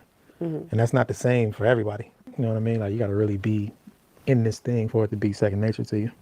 Well, thank you for having me. Oh, man, thank you for having me. I appreciate it. I did not expect this to happen. Yeah. No, I respect what you do. Like, I see your interviews. I see how in-depth you are, how you know the people you're talking to. So it was a pleasure, and I wanted to do it for sure. Shout out to Elsie, not Elise. But yeah, I agree with this. 100%. The battle was an unskippable ad. You fucked around and ran into a freight train in album mode. Damn. Shout out to my boy DJ, man. Shout out to my boy DJ. How you know what I was going to say? That's why he my nigga. That's why he my nigga right there. That's why he my nigga right there. Couldn't even get it out. Also, shout out to Mary Poster with this $10 super sticker. Thank you so much. But yeah, he knew exactly what I was going to say, man. He knew exactly what I was going to say. That's my boy. Shout out to DJ, man. That's my guy, bro. But yeah, that boy walked into some shit. You hear me? That boy walked into some shit. But okay, we at 4:44. I gotta leave shortly. Thank y'all for tapping in with me on this impromptu daytime live stream. I'm gonna probably be editing episode 5 tomorrow, but we definitely will have a live stream tomorrow evening. So if you got a membership, it'll be put to use tomorrow in one way or another. The live stream we do tomorrow evening, hopefully DJ can be a part of it. I know he's got some other stuff going. But if he is a part of it, that will be a members only live stream tomorrow. Members only live stream, all that good shit. So thank y'all for tuning into the live stream. Hopefully y'all learned something. Shout out to everybody who's new, because I'm seeing some names and some faces I don't normally see. So if you came over, you learned something, you had a good time, you just enjoyed the discourse, be sure to subscribe. Go check out some of the reactions we got. Shout out to Cardi B. That reaction just did over 100,000. We got Gen X clips. I'm trying to name the big ones. We got a lot of shit. If you remember, you became a member today, go check out the Cypher Road to 100 season 2. Probably a tiny disc will be coming soon, because like I said, I'm off work today and tomorrow, so I might shoot that if I can get OBS to work. But yeah, if you haven't subscribed, go ahead and do that. We on the way to not only 35, but 40,000, then 50, and then 100. So shout out to all of y'all, man. See y'all tomorrow in one way or another. I'm out of here. Peace. Shout out to my boy DJ.